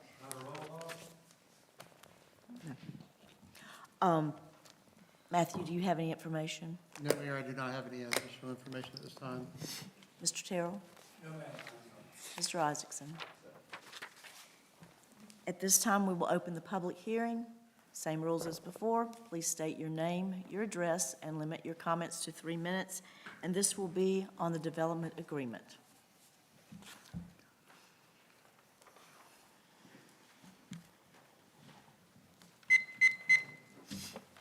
Christina Reeser, 2621 Glass House Road. Can anyone tell me what P-basing is and why, after almost a year, no one has bothered to spell check the development agreement? It is my understanding the annexation is dependent on the rezoning, and the rezoning is dependent on development agreement, yet here we're hearing the development agreement at the end. How does that logic work? I have a few questions. When was the technical standards manual last updated? Was it truly May 2009?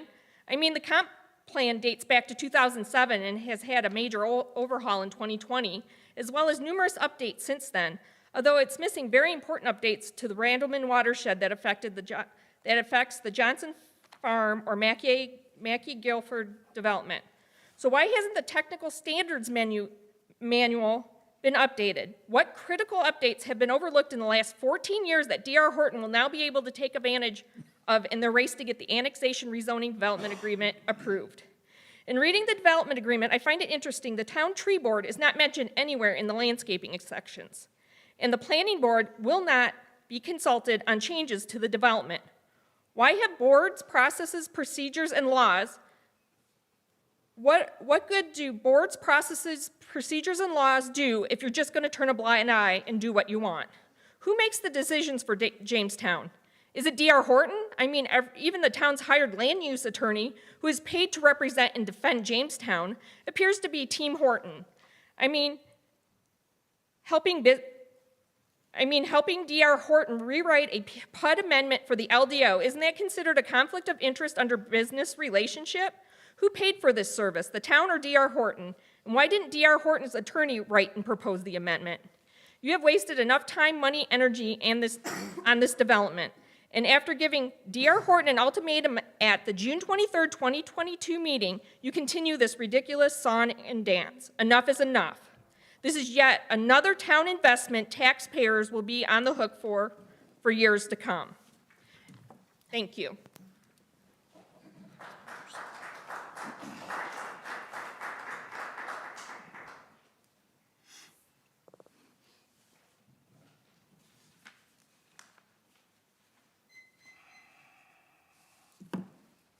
Patricia Gray, 105 Bellwood Court, Jamestown. The past is prologue. Those words were written by William Shakespeare for the play Tempest. There are several ways to interpret what that means. It can be open-ended, that the past has prepared us to be expansive and creative about the future. Or you can think of it as, well, we're caught in a loop where we just repeat the past and make the same mistakes. I'm an optimist. I feel that this is an opportunity for the town of Jamestown to actually think broadly and creatively about the future. I worry that you are locking Jamestown into a context for the environment and for the ever-changing world based on what it is today. If you allow this agreement to handcuff Jamestown so that you never have an opportunity to ask D.R. Horton to improve or to use new materials or sustainable building practices, then Jamestown will be in the dust. D.R. Horton's a very, very smart company. They know what the future holds. They are already preparing for sustainable building. Donald R. Horton's brother has already begun a sustainable building company. But what if D.R. Horton is using all of these new techniques, these new materials and other places, but we're still locked into 2023 because that's the way the agreement reads at this time? I think it's a mistake, and it will influence the health and well-being of this community, not only now, but for the children, your children's children, your great-grandchildren. 40 years without ever kind of coming back to the table and saying, wait a minute, before you start phase 2 or phase 3, what can we improve on this particular development? Are there new standards, new materials that are going to make this new phase ever better? That's where I think this agreement is lacking. And I ask you to consider amendments.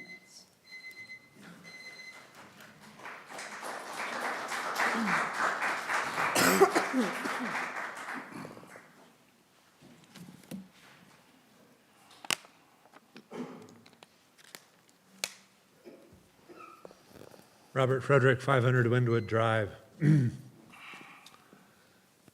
Speaking of how things are seen,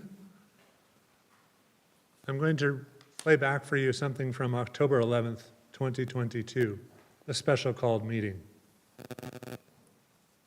One item of utmost importance is matching up the state of North Carolina public notice requirements with a reasonable prediction of when we have a development agreement that is essentially complete.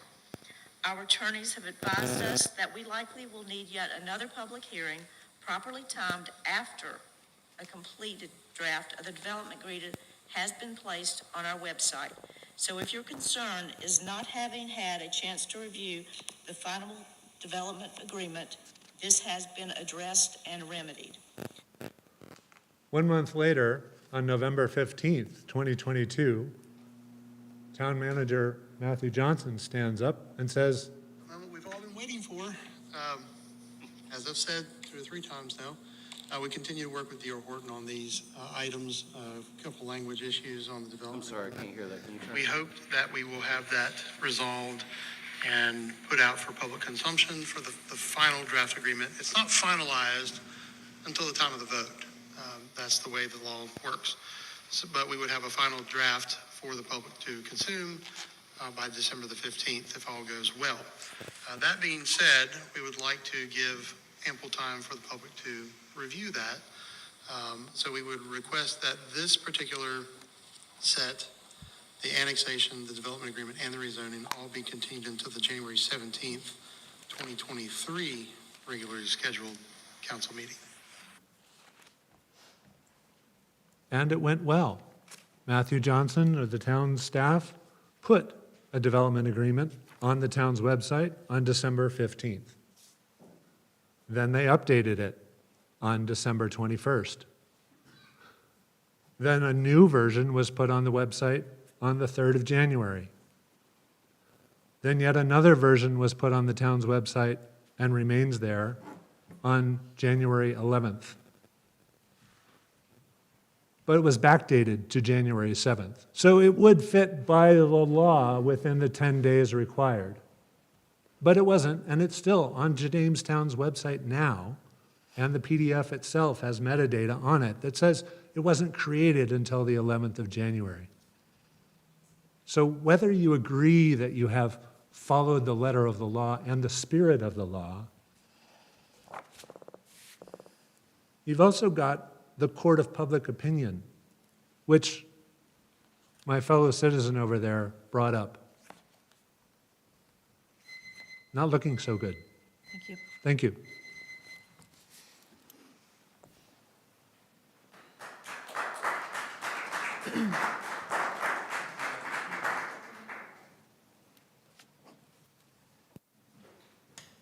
Hi, I'm Janina Austin. I live at 403 Thornwood Road in Jamestown. My frustration with the Seth Harry workshops is that there was no option for residents of Jamestown and the ETJ areas to provide input without picking from options A, B, C, or D, and this left a lot of us without an option to choose. In addition, builder representatives who have a clear conflict of interest were allowed to vote to influence what is presented now as the voice of Jamestown citizens, but it's not. This is not a collaboration, which is an integral part of the charrette process. The result is a large group of us, residents who live in and around this land, who will be greatly impacted by this project and who have felt disregarded, rebuffed, and told we didn't see what we saw or heard happening in front of us, or that our opinion isn't important because we live in an ETJ. This is extremely disrespectful and frustrating for those of us who are directly affected. This was not a meaningful engagement with the residents affected by the development of this land. Property rights of landowners are not supreme. If they were, zoning laws wouldn't be necessary, development agreements wouldn't be allowed. Please don't allow yourselves to be intimidated by an implied threat of litigation from D.R. Horton. This is something I've seen brought up by Matthew Johnson in previous meetings. Believe D.R. Horton when they show you who they are the first time. They will operate as they always have, which is what they showed in their first response in their interactions with Tom Terrell. How will you keep them from flouting the agreement if you can even get them to agree with what you want, with what we want? I believe most people do the best they can with what they know and the tools they have at the time, including this council. Please demand better. This development agreement is still not acceptable. The most important message being repeated by those affected by this development is it's too dense. It was too dense when Diamondback proposed it, and it's still too dense when D.R. Horton proposes it. Build significantly fewer units, more green space, land for a school, no apartments, no commercial. Our future is in your hands.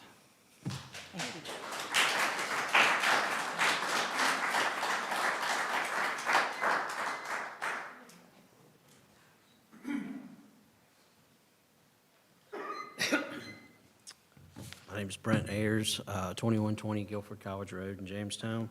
And the thing that kind of stands out, she echoed a lot of some of what I was going to say. We've heard a ton about this development, but we haven't heard one thing. How do we actually accomplish what everyone in this room wants? Lower density and quality housing.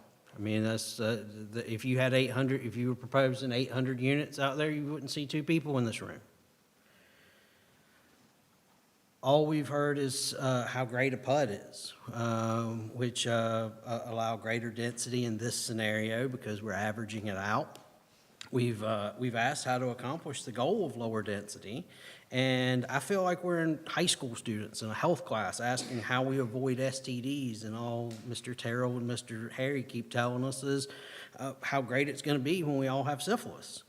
I mean, much like this development, we're stuck with it once they start building. I mean, you know, that's how it is. This is not what we're looking for to be part of our community. I've heard Mr. Strawn's comments about some of the emails and communications and stuff like that being quite nasty, and I'm really sorry that some of you have been recipients of that. Like, I really am. Some of your colleagues have consistently used terms to dismiss and negate concerns with the development, using tactics and language against opponents of the project who echo everybody's concerns about them with the density and stuff, many of those people being women. And, I mean, basically, these are the terms that people use to suppress women from saying things and stuff like that. And this is, I don't find that to be acceptable. I find that deserves strong rebuke. So, I mean, so some of you, I'm glad you got the emails. And if you distill them all down, I bet you'll see that all of these calls, letters, emails, attendees, they could have been phrased better and stuff like that, I suppose. But basically, we oppose the density. We oppose the ambiguity of the development. We encourage you to vote against the effort, the measure before you, because we still haven't accomplished what we're looking for. The things that we're looking for, lower density. We're looking for fewer doors. I don't know how many other ways to phrase that. Different people have specific things that they're against, apartments, commercial, things like that. And I respect those concerns, I really do, because there are drawbacks to those. But, I mean, it's something to really consider when we have this, when we have such an important decision in such a large tract of land. Thank you.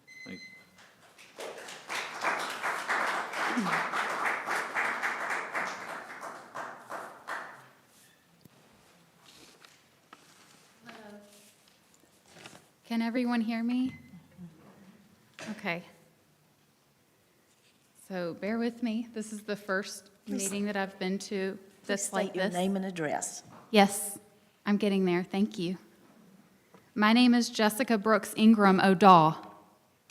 I live in the big ugly red house on Shadow Lawn Drive. The number is 231. If you need it for your record, I also put it on the sheet when I signed in. Me and my family moved here in the fall of 2020. At the time, my children were 4 and 2. My daddy is Jay Ingram. He went to Jamestown Elementary School, which at one time was planned to be destroyed and is now our town's pride and joy. It's our library. I'm 39 years old, and now I have a 6-year-old and a 3-year-old who's about to be 4. We have a seasonal lake view. I didn't know what that meant until the first winter. We got a really good deal on the house because the lady that built the house in 1973 had moved on to a retirement home.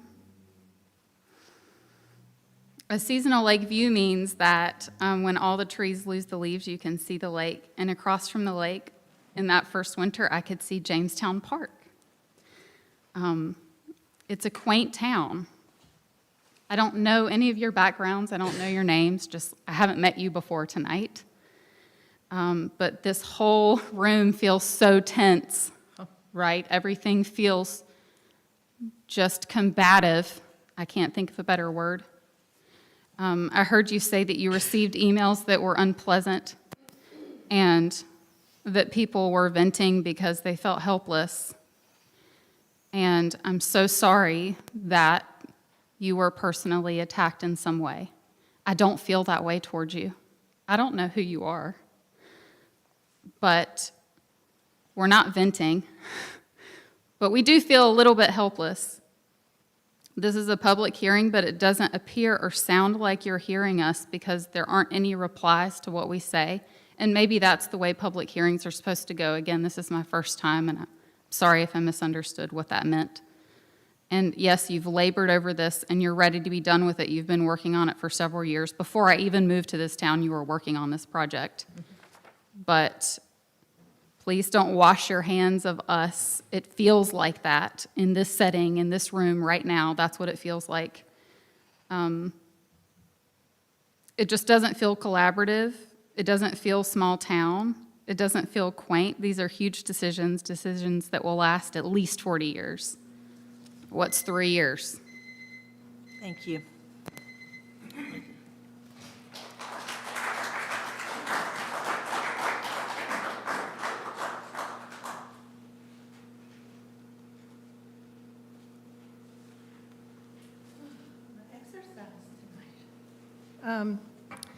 Susan Dickinson again from Havershire Drive. So y'all heard me talk enough about water and sewer and all that, and fortunately, I've got other people working on that at EPA and stuff, which is great. But this density thing, I just want to remind you once again how black and white that was, and right now as it stands, if you pass this thing tonight, paragraph 4.5.2 says the project density shall not exceed 1,500 residential units calculated as an average density of approximately 3.2 units per acre. Using their same formula, which did not do it exactly as it said here, but from that pull-out box on that map from February 2022, plug in my numbers, it's 4.7. That's high density. The built upon is 77%. That's not allowed in a class 4 watershed, protected and critical. Not allowed. So I'm like wondering how you can pass that knowing that somebody's going to come down and say, oh, this is illegal, unless it's my good buddies from the Army Corps of Engineers, which everybody needs to go download this map because this is our next series of public comments and hearings. And we, as soon as these guys apply for a permit, we have 20 days to submit comments and request much more in the way of studies for the environment, the historical significance, and the watershed. So if we don't catch it here, I hope we catch it there. But y'all download that and start reading. That's your assignment.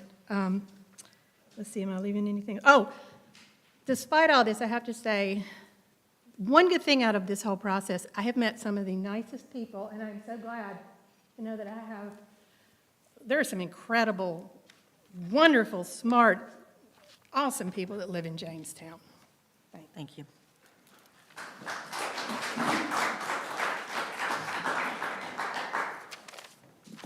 Would anyone else like to speak at this time?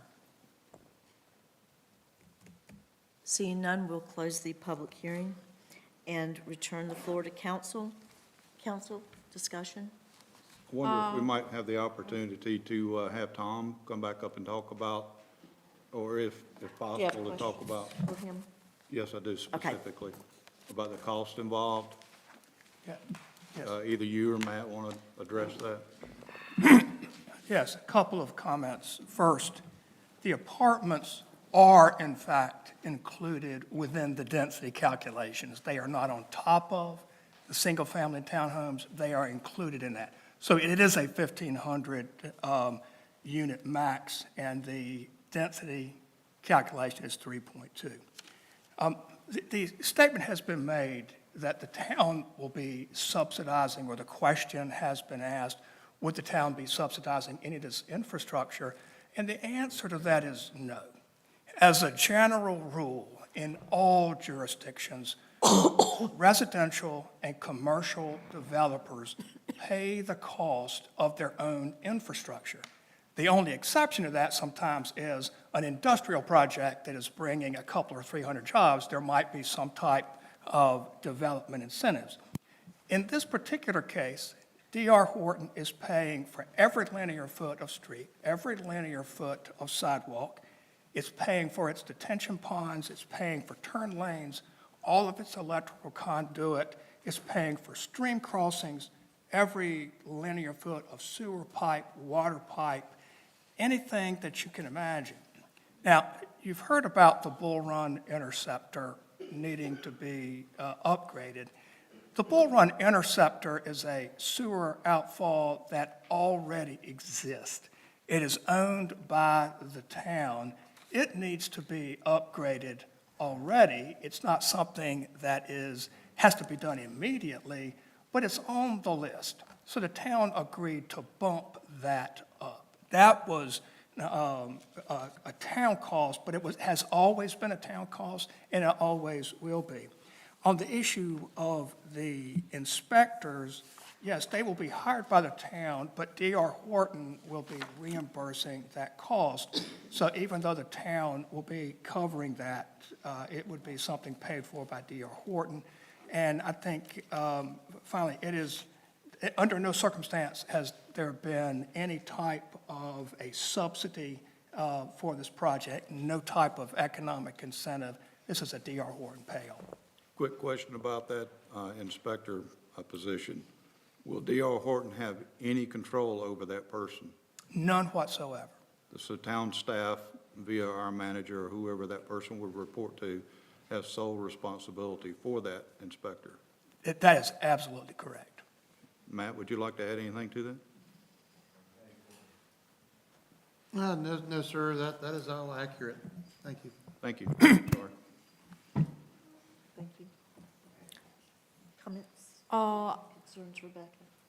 I did. I just wanted to clarify, let's see, in 3.1.11, cottages, and there, it says cottages sometimes referred to by DRH as casitas.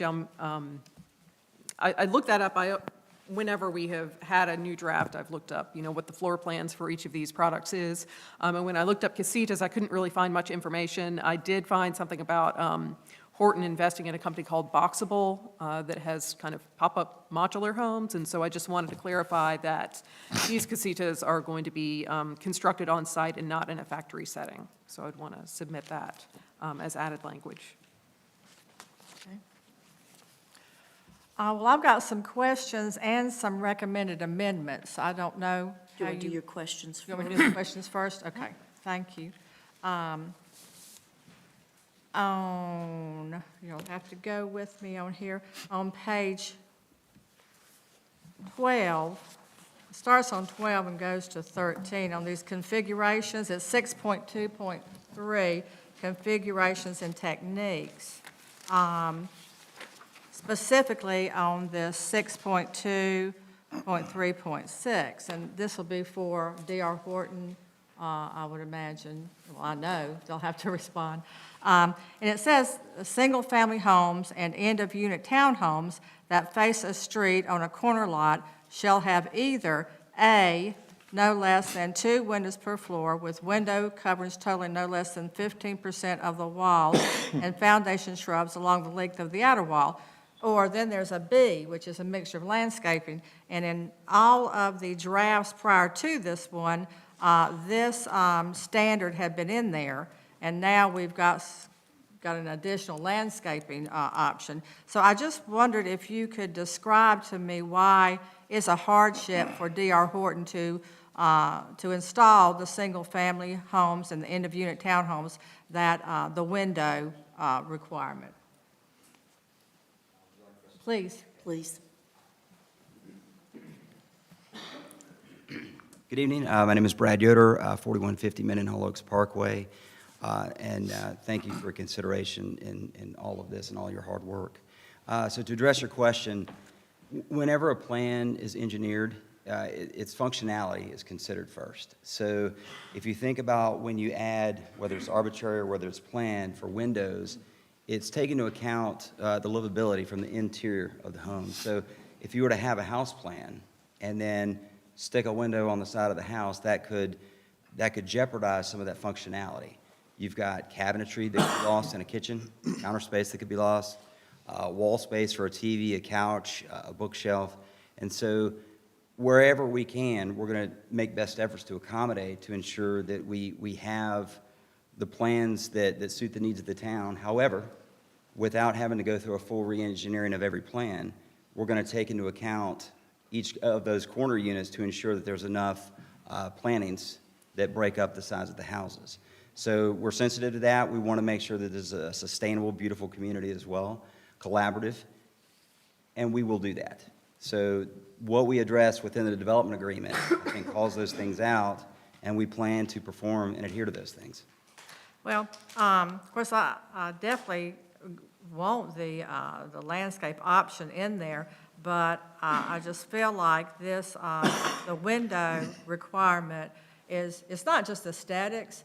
I think it's going to make your development more desirable and marketable. It's going to break up the monotony. And I would encourage you, since you have the options to do A or B, not to do away with A just because you have B. Sure. If you understand my point. Absolutely, and we'll try to incorporate plans that meet that criteria. However, for some reason, whether it's a grading, a grade issue and don't have the plan to particularly fit the lot, or however that shakes out through the engineering of the site, we will make every plan to accommodate that. However, if we've exhausted all possibilities, that we'll accommodate with those additional plannings to break up those houses. Right, okay. Then, if you go on page 7, if you don't mind standing up here for a little bit? Sure. Okay. On page 17, it's a 6.7 landscaping, and it starts on 17 and goes on over to 18. But the 6.7.1, where there's reference to the approved tree list, I was just going to say, I drilled down further on this approved tree list to see if the canopy, the understory trees, and the shrubs were from the Piedmont region of North Carolina, our region, and there are a bunch of them are on there. Yes. So I would encourage you to select those varieties because they'll have the best, rate of success Sure. at growing and Native thriving to the because area. they're native to here. Absolutely. And even purchase your landscaping materials from your local growers or nurseries to support the local economy. We always make attempt to do that. And to ensure they're native to the areas. On that same page, on 18, the pollinators, I was glad to see the pollinators. This is 6.7.1.5, that the pollinators shall be considered for planting in appropriate locations. I was glad to see that had been added. That was added a little bit later on from other ones, because that is important for a healthy ecosystem. Yes, ma'am. So it's not just aesthetics and beauty, but it's an important aspect of sustaining the environment. Without question. Then it continues on your 6.7.2. This is a master landscaping plan. Just anywhere we speak of replacement trees, those are going to be plantings from your approved tree list. Yes, ma'am. Correct. That's correct. Okay. Then I wondered if, it goes on page 25.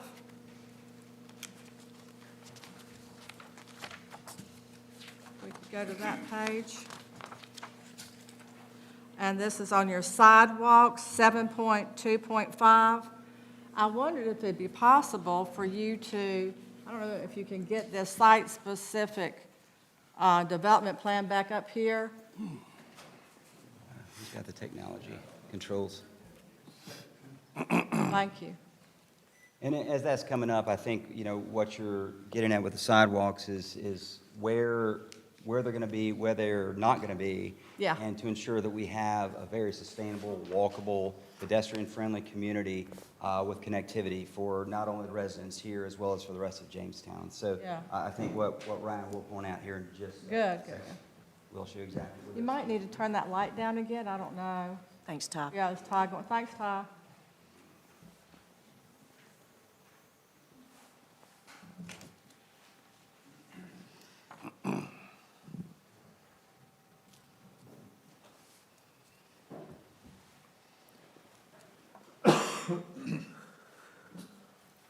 So is your question about internal and external or Both, oh, I don't know where they're gonna be inside, outside, and where they're not gonna be.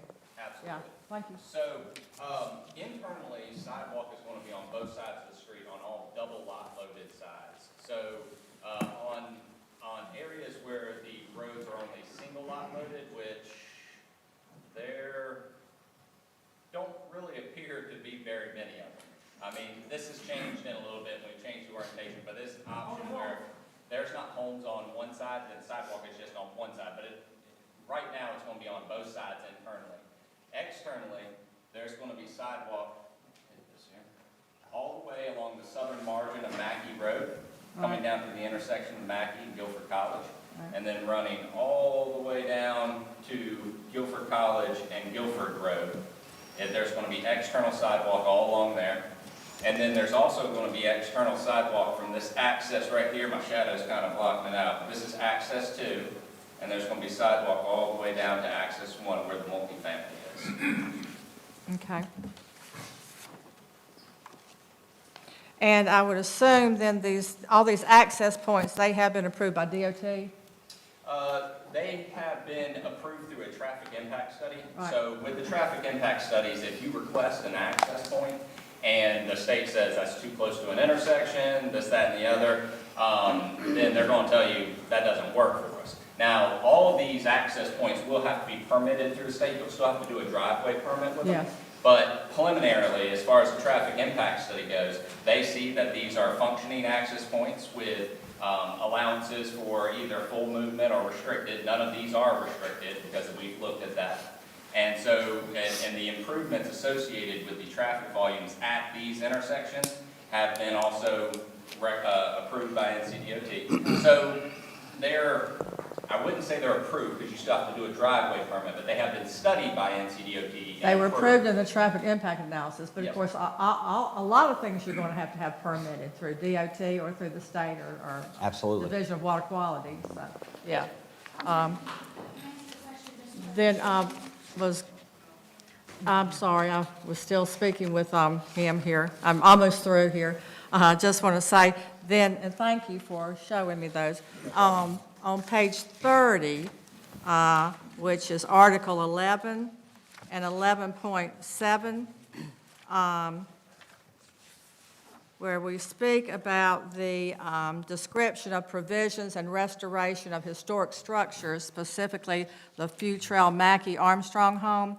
I wondered if you would elaborate on the aspects from the Futrell Mackey Armstrong homes that will be incorporated into the community site. I know someone said, oh, hey, we've got 4 people up here. Sure. Someone said something about some photos, but I was That's wondering if correct. you could elaborate if more would be coming out of that home. Certainly, and Ryan has done most of the heavy lifting with the connection to the community, the preservation of the artifacts that have been taken from the Armstrong House, preserved in our office. If you'd like to, I guess, address a little bit further. And Yep. I am Ryan Moats with D.R. Horton, 4150 Mendenhall Oaks Parkway, High Point, North Carolina. So yes, the historical aspect, this is going to be awesome.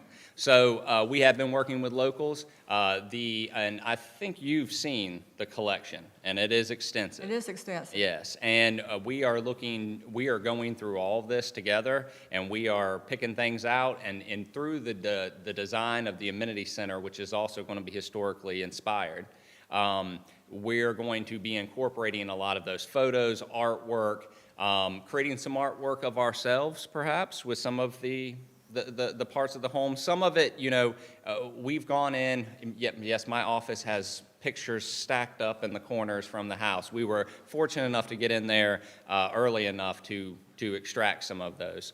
And the former owners also have the extensive collection. And so we are working with them, and we are working with local artists, architects, all kinds of things to really make this a special thing. And so You're still, the community center, you're still looking to mimic that after the hunting lodge? Yes, ma'am. The architecture of it? Yes, ma'am. And then, of course, like I said, the things that you could preserve and use to have inside there? Mhm. Okay. I appreciate that, and I'm glad to hear that. Absolutely. I would also say on the site-specific map, I did just want to say, I like the fact that the commercial space has been taken out of that plan, and I appreciate Councilmember Strong for questioning that on a prior site-specific development plan that wound up taking that out, because residents on Guilford College Road and Mackey Road did not want that. So I'm glad that's no longer in the plan. But I just wondered, this is my last question, if you could just let me know, did you consider the single-family use at that space instead of the townhome use where the commercial was planned, and why you went with the townhome use? So we want to make sure that we are injecting as many product lines within this community as possible.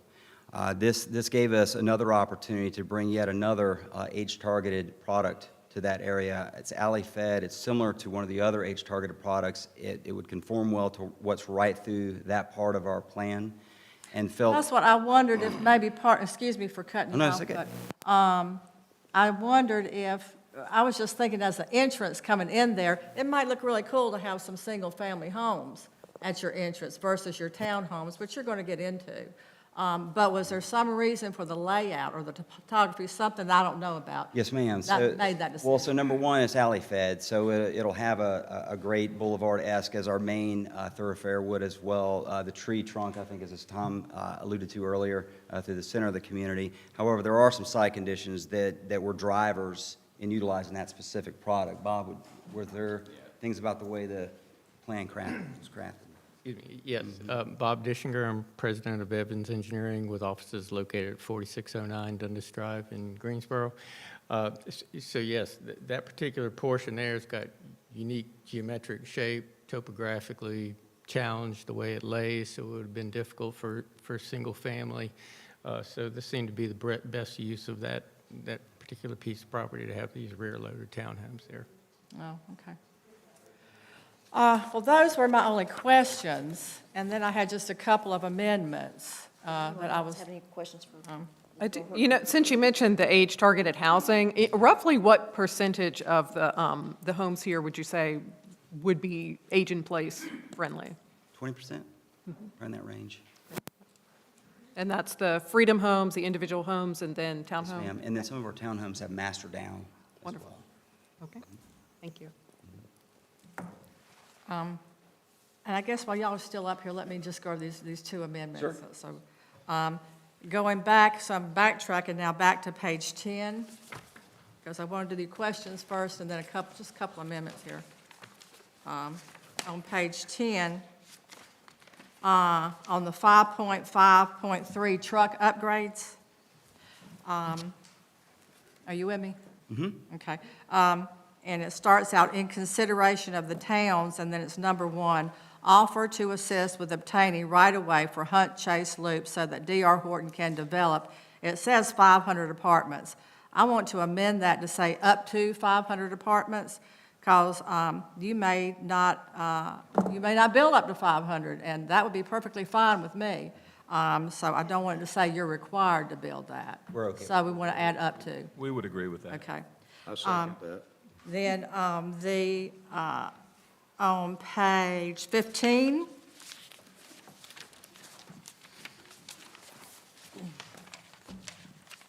under 6.5, the signage,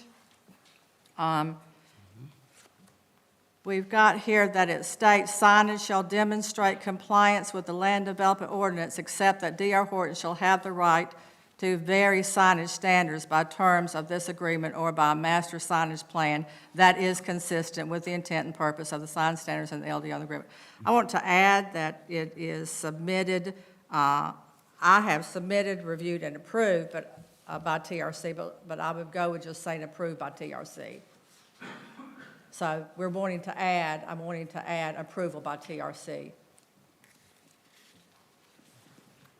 Yeah, I thought that's what was already in place. Yeah, we thought that's what was contemplated in Well, the agreement. That's what I'm reading here. In here, it doesn't have approval by TRC. That was our expectation. Okay, well, I'm going to in- add, it's in I'm the going to copy I'm- request that to be added. It's in the copy that I'm looking at. It's not in my copy. So, are you looking at the actual development agreement itself? Yeah, okay. Well, here, what I just read in this opening statement on the 6.5.1, design and compliance. There, but that's only for temporary signage, though. So 6.5. 6.5.1, design and compliance. Yeah, 8 covers. We just TRC. want to, add at the end of that to say, approved by TRC. Yeah, I it's think also that was- referenced later in that section. I think later it is, but I want it to be clear that it's in In that. 6.5.1, Uh-huh, the, I guess at the end and approved by. yeah. it's in the one that I'm looking at. Yeah, we So can I'm add assuming that. that's the latest, it was the one I had at my paper. You are talking about the last sentence? Excuse me for getting up. Yeah, It's not on mine. okay. So, I want to be sure that is in there. We're agreeable to that. Okay, She very has good. this. Ask her if she has this. I think she's looking. And those were the two other amendments I had. Okay?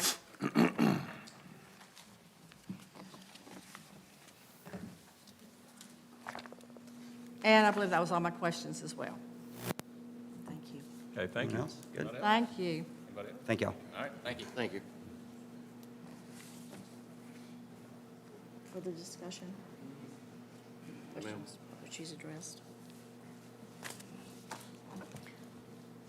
Martha, are you looking? Okay. One that was- Well, is there any other questions for this? No one had any additional questions? Okay.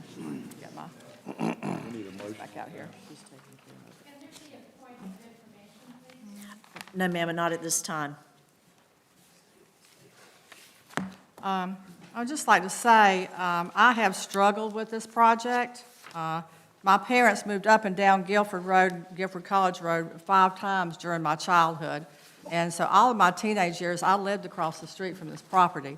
And I remember seeing the cows and the sheep and the baling of hay, and I realized how fortunate I was to grow up across it. And there was always a question of what would happen to the farm.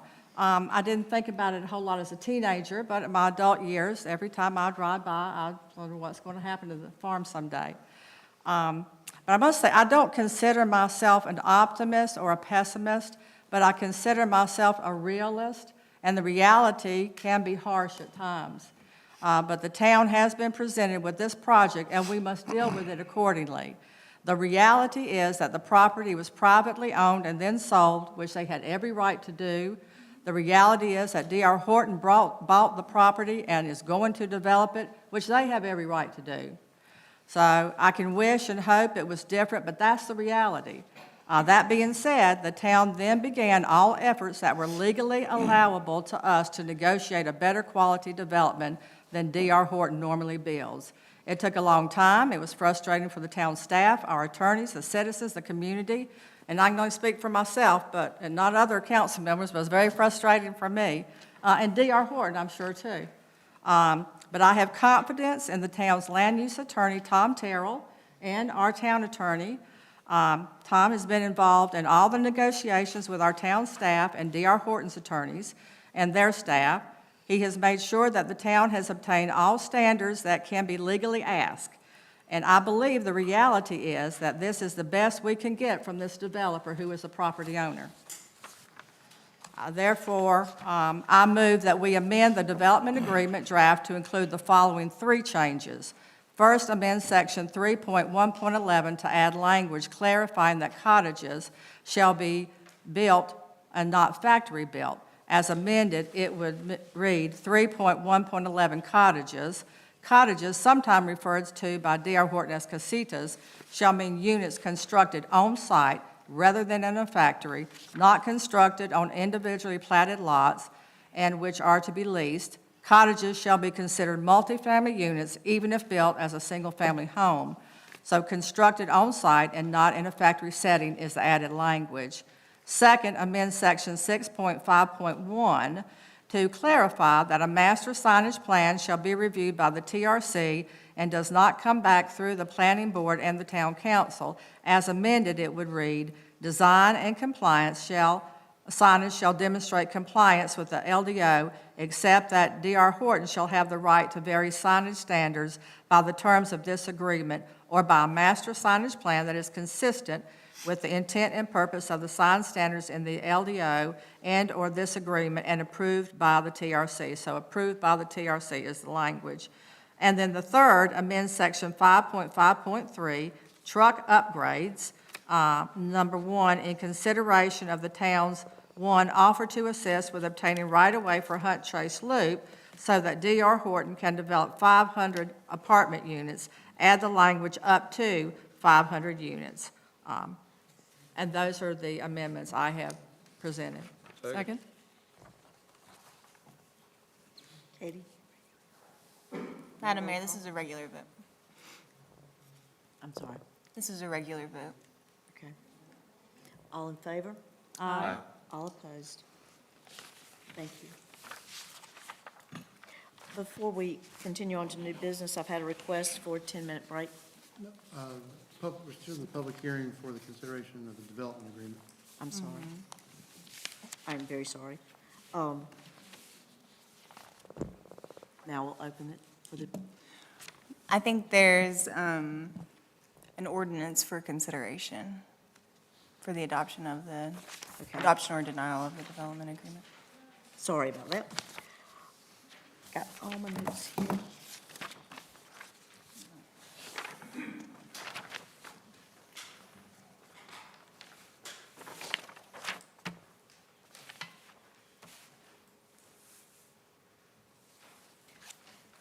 I'm sorry, I've got ahead of myself here. Do I have a motion to adopt the ordinance? Motion to adopt the ordinance. So this is approving the development agreement as amended between the town and D.R. Horton? Is Yes. this what we're on? Yes, Okay. sorry. All right. For the properties located? Thank you. Let's see, for the properties located at 2221 Guilford College Road, 5300 Mackey Road, 5303 Mackey Road, 2207 Guilford College Road, 2207 Guilford College Road, I'm sorry, it's printed twice, 2207 Guilford College Road again, 808 Guilford Road, and again, 808 Guilford Road. With addition of that ZZ. Oh, with the addition of the ZZ. Oh, let me reread that. Just backing up a little bit as far as the addresses. 2207 ZZ Guilford College Road, 2207 Guilford College Road, 808 College Road, and 808 ZZ Guilford Road. Second? Councilmember Wolf? Aye. Councilmember Capes? Aye. Councilmember Strawn? Aye. Councilmember Rayburn? Aye. The motion passes. Thank you. Now I'm going to call for a 10-minute break.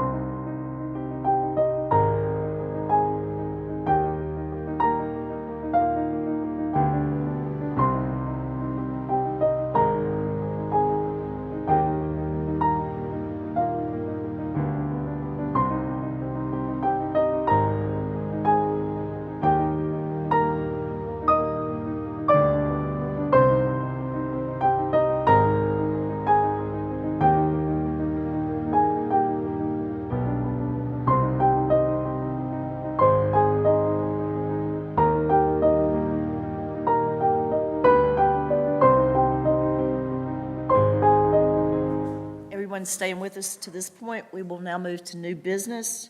Ross, would you like to give us a golf course report?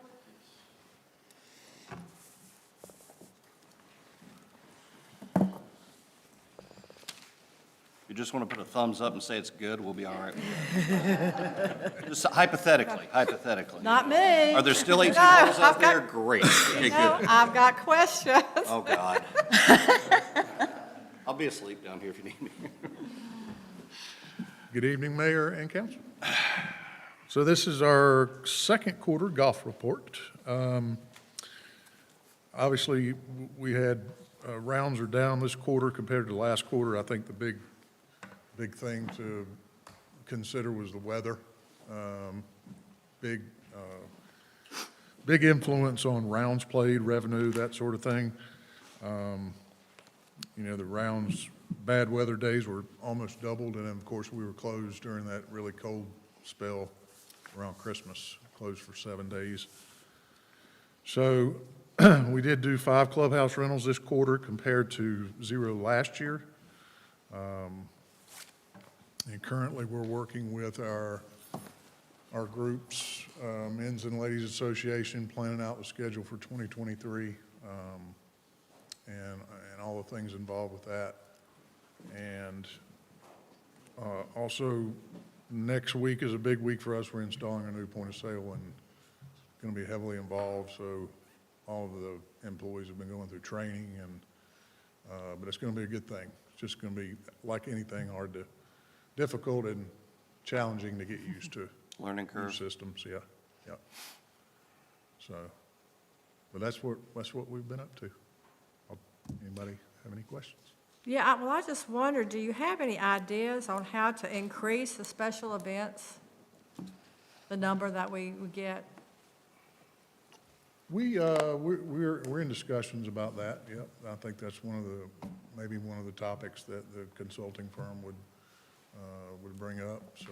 Yeah, you know where that stands, the strategic golf plan, where it stands I yet? don't, may defer that to Matthew, but certainly that may be a focus. You know, we've talked for years, we keep talking about having just a brochure. It doesn't have to be a professional, but every time they say, yeah, but then we never get one to put out in businesses and mailers. The more you get the word out. Well, you know, October now is the new month for weddings. It used to be June, but now it's October. Right. And, you know, we've talked about Blue House Bakery, of course, they do a lot of weddings, and I'm sure they would be glad to, let us put those out. So, and maybe that's when this golf strategic plan, I don't know, Matt, do you want to go ahead and ask about, or tell about that, or wait until your manager's report? I'll be glad to update you in the manager's report. Okay. Yep, all right. sure. Well, that was, and then the tournaments, we don't have how many tournaments we had in 2022, do you know? Oh, for a second quarter? We were definitely up. I don't have the exact number as far as number of tournaments, but it was definitely higher. You know, COVID set back so many things, so many tournaments, outings, even clubhouse rentals. There's been a huge uptick in inquiries about clubhouse rentals in the last 6-8 months. So that has definitely picked up. Well, those are the two things, you know, where we can pick up revenue. Sure, sure. So just always wondering how we could increase those. Thank you. I will say my husband's office did a clubhouse rental for their Christmas party and had just wonderful things to say about it, and they already were talking about, okay, well, how about for our firm retreat? We could do it here and that kind of thing. So I think once people get in, you know, they realize what a great facility is, and especially for that size, you know, it's just a matter of that part. So, but they had wonderful things to say. Great. Yeah. Personally, I think par should be increased. I think it's far too low. Just my opinion. I'd like it if you, Bigger, make the holes big. Maybe up to about 100. Just saying. I'd like a dinosaur in front of each hole or a windmill. That's what's going to get me out there. So just I have no skills. So Thank you, Thank y'all. Ross. Jamie, would you give us the Park and Rec report? Good evening, Mayor, members. Hey, Jamie. To begin, we'll talk about the building. We got the foundation poured, we got the frames in, we got the walls installed, we got some of the doors. The only thing that's a minor setback is that they sent the wrong roof with the building. That is a setback. That's a problem. Yes. But they say it could come in early as the end of this month, or maybe more realistically, maybe February, the end of February. Is the building in any kind of jeopardy in the meantime if the roof's not there? I mean, I would think not, but. I wouldn't think so. Okay. But while we're waiting on the roof, the electricians, they're putting in conduit, they're running power to the shop, putting data access points so we can hook up to those and get internet in other places. And it looks like, they tell me April. We still will be moving in April, and we're excited about that. Hopefully the roof come in. It's just a corrugated roof that screws with washers on it. And if those washers are in the elements, sun, stuff like that, they go bad, and you have to replace those washers every 5 years. But they ordered another kind of roof that those washers are covered with metal, and it lasts a lot longer. So we're going to hold out till we get that roof, the better roof. So if you move in April, as it stands right now, you got a skylight. Yeah, we got to, may turn it into a greenhouse. Got it, all right. Having worked for Meyer Construction Company, putting up metal buildings in my early ages, 18, 19, and 20-ish, those metal those rubber washers and the screws that go on top of it, what you're saying is spot on. And then to get back up and take them all off and treat them, or put sealant in it and then reapply the screws is very laborious and very expensive. And that was way back when. I mean, I'm only 35, 40 years old, so. Memory problems too, so. Do that. And going back to the greens, like Ross stated, we had some cold weather come in right before Christmas. I think we had some temperatures around 12 degrees, which is pretty cold for here. Sure. We installed our covers on December 20th, and we took them off on the 28th in the afternoon. While we were looking at the greens, they look fine, no damage. Everything seems to be going pretty normal for the greens this time of the year. So they held up pretty good. And our trees around the golf course, we have a lot of trees. They finally shed all of their leaves. When they shed their leaves, we blow them to the sides of the rough. We mulch those up. And you can't even tell any leaves have been there because we mulch them up so fine. We do that with a Z-mower that's equipped with a mulching deck. And we also go in and out of the wooded areas that are alongside the holes. So when golfers unluckily find themselves in the woods, they can find their balls easily, punch out, hit on the green, and hopefully make par. Foot wedge works every time. But if we didn't do that, I mean, they would be looking for golf balls 15, 20 minutes. Yeah. So that speeds up play and puts more rounds in the books. And it gives us a nice, clean appearance. Yeah. It looks nice. And that brings us to the pro shop. We have recently done some landscaping around the pro shop. We put fresh pine needles around the back, around the sides, the front, around where the dumpster is, around all the trees in the parking lot. If we saw any weeds, we got those out. We reseeded some areas that needed attention where grass is not as prevalent. And all our ornamental grasses, we edged those or trimmed those, and the trees as well. So we're trying to give all our play and guests a good first impression, and I think we're accomplishing a good, clean entrance.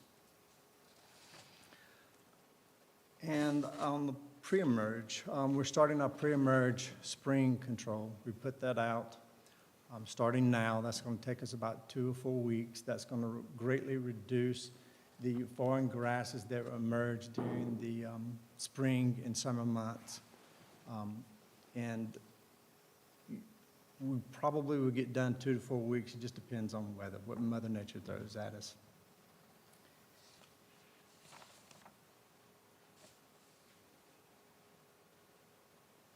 And that concludes my report. Is there any questions I can ask? It's kind of watered down, but. All good. Well, you answered. The only thing I had, I wanted to know if the greens survived the cold, which you said they have. Yes. And the covers, are they still working? And obviously they are. They are. The mice is doing a little bit of number on them, but we put some baits because they get in there and they chew them up. Oh. But we retaped them, but hopefully we're going to not give them such a comfortable place to live. Yeah, right. And I guess the geese They're are, expensive. still being run off? The geese are in By the check. dog? Yeah, we stay on top of it.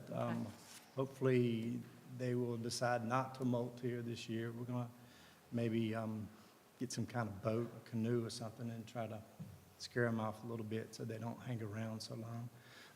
Excuse me, because when they molt, they can't fly away, and they create such a mess. Yeah. Well, now what about the dam, the problems that we were having, but that we were getting the ARP funds? I guess we can't do anything about that until that we know what the county's going to do for us. They're supposed to approve that in February. Okay. Okay. Thank you. Mhm. Thank you. Thank you, Jamie. Thanks, Jamie. Thank you. Judy, you have an amendment for us? Good evening, Mayor and Council. This amendment will change the grant project fund for the American Rescue Plan, the ARP. It will add a budget line for transfer to the general fund for the full amount of the award, plus interest income that was earned on that money. The transfers has already been budgeted in the general fund, so we just need to do the corresponding transfer in the ARP grant project fund. Any questions for Judy? No, I would make a motion to approve the amended grant project ordinance for the Town of Jamestown American Rescue Plan Act Coronavirus Recovery Funding. Second it. All in favor? Aye. All opposed? Thank you. Thank you, Judy. Matthew, you have a request for a special meeting? Yes, good evening. Staff would respectfully request that the town council set a special call meeting date for January 24th of 2023 at 9 a.m. at the golf course for the purposes of beginning the annual budget retreat process, including the review of our fund balance policy, capital improvements plan, and our council strategic plan. About a 20, 25-minute thing. Per issue? Oh. Great. And we got 3 issues. Do you have a motion to approve? Motion to approve. Second? All in favor? Aye. All opposed? Thank you, Matthew, and you can go on to your manager's report. Sure. Thank you. Loose leaf collection is still in progress. It goes through Friday, February 24th. Paul did want me to remind folks that we need to have those leaves out there about a week or two before the 24th of February to make sure that we pick those up. We get a chance to get around to pick those up. The town council, surprisingly, will be holding a budget retreat on Tuesday, January 24th at 9 a.m. at the golf course.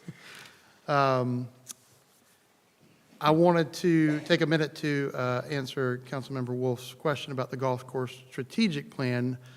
We have gotten a draft. We are in the process of getting ready to schedule some meetings with the consultants to go through the draft to make sure that everything's correct. And we've had a little something going on this past few weeks before we could schedule that. So bear with us. We're just trying to make sure that it's accurate before we get it published. I needed to take a moment to wish happy birthday to Councilmember John Capes. Yeah, happy This is birthday. the best present that I think that I could have gotten you, is to have a meeting on your birthday. So I really you're appreciate welcome. that. Thank you so much. Yeah, don't pay me back. No I was like, reason. if we make just the right level of intensity, that was good. And speaking of strategic plans, goal number 5.4 of our strategic plan is to evaluate the effectiveness of our current solid waste collection and recycling services. And beginning in what looks to be early April, the town is going to be moving to a solid waste collection system utilizing trash cans. We'll be sending out some important notices to customers in the very near future, so be on the lookout for that. As you know, we've worked on a video, and we're going to debut that now. So if you'll give me a second to set it up, I'll let you guys see it, and Mike can get it teed up for the folks at home. Just give me a second. Got it. Can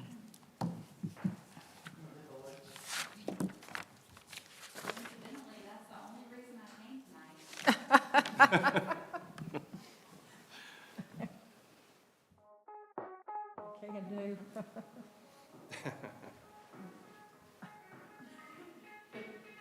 Oh, Lord, there's a crow.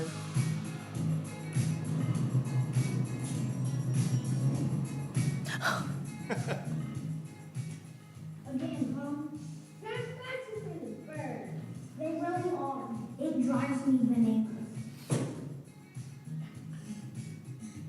£11,000. That's how much trash I throw in this truck every day. There's a better way to keep Jamestown. Again, huh?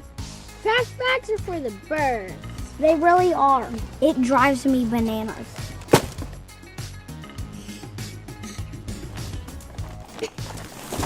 £11,000. That's how much trash I throw in this truck every day. There's a better way to keep Jamestown clean. Let us show you what we can do. Starting spring 2023, we'll put an end to messy trash bags and instead provide a container for you, free of charge. We'll also offer recycling pickup at your curb, so you can easily put your can in the can.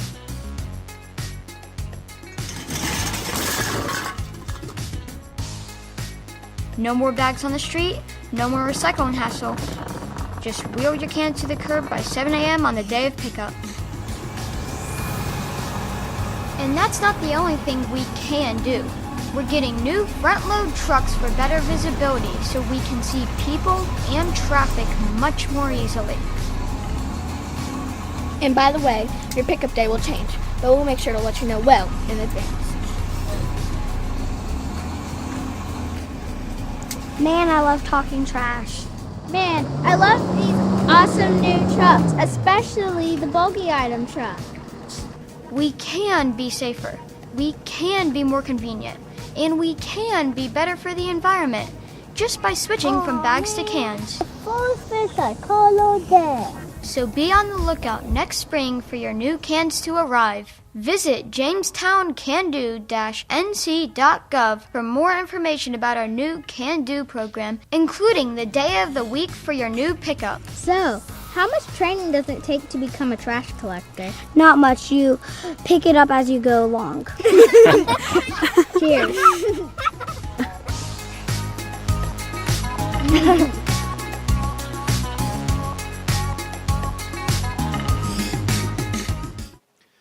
I did want to say thank you very much to our public services staff. A lot of the folks that you see in that video are their children. Also to Councilmember Wolf, those are her grandchildren in that video as well. The website is not actually live yet. We're still working on some details. We want to make sure it's good information when we put it out. I just wanted to debut that here so you could see that we're working on it. Just give you a little update there. Before I leave, I want to recognize Mayor Montgomery, who lost her father a couple days ago. I can't think of a more selfless act than to put this meeting and the people of Jamestown before your very own needs. So our sincere thoughts and our prayers are with you and your family during this time. I agree, Thanks. I agree. Here, here. Thank you. Second. That's all I have. Yeah, Thank you. I agree. Do we have any committee reports? No, the TAC did not have a meeting in December, And the January TAC meeting will be next Tuesday, which is when we're having the budget retreat. So I will be at the budget retreat. I will not be at a TAC meeting. Can't be in two places at once. We have nothing to report for Parks and Rec. Anything for you? Just thank everybody that's been involved for tonight. I know it's been a long draw, and thank you for your honesty and transparency. Beth, sorry to put you on the spot several times, but I felt that people need to hear that not only the folks that we hired, but somebody who's been invested in the town of Jamestown for ever since I've been on council and a lot longer, that represents or that would be representing us feels the same as the folks that we hired from outside. Planning board met, but the LDO text amendment was the topic, and we've well gone over that. Watched it. Okay, do we have anyone signed up for public comment? Nobody signed up. Any other business, council? No, ma'am. No, ma'am. Motion to adjourn. Second. All in favor? Aye. All opposed? Thank you. Thank y'all. Have a good evening.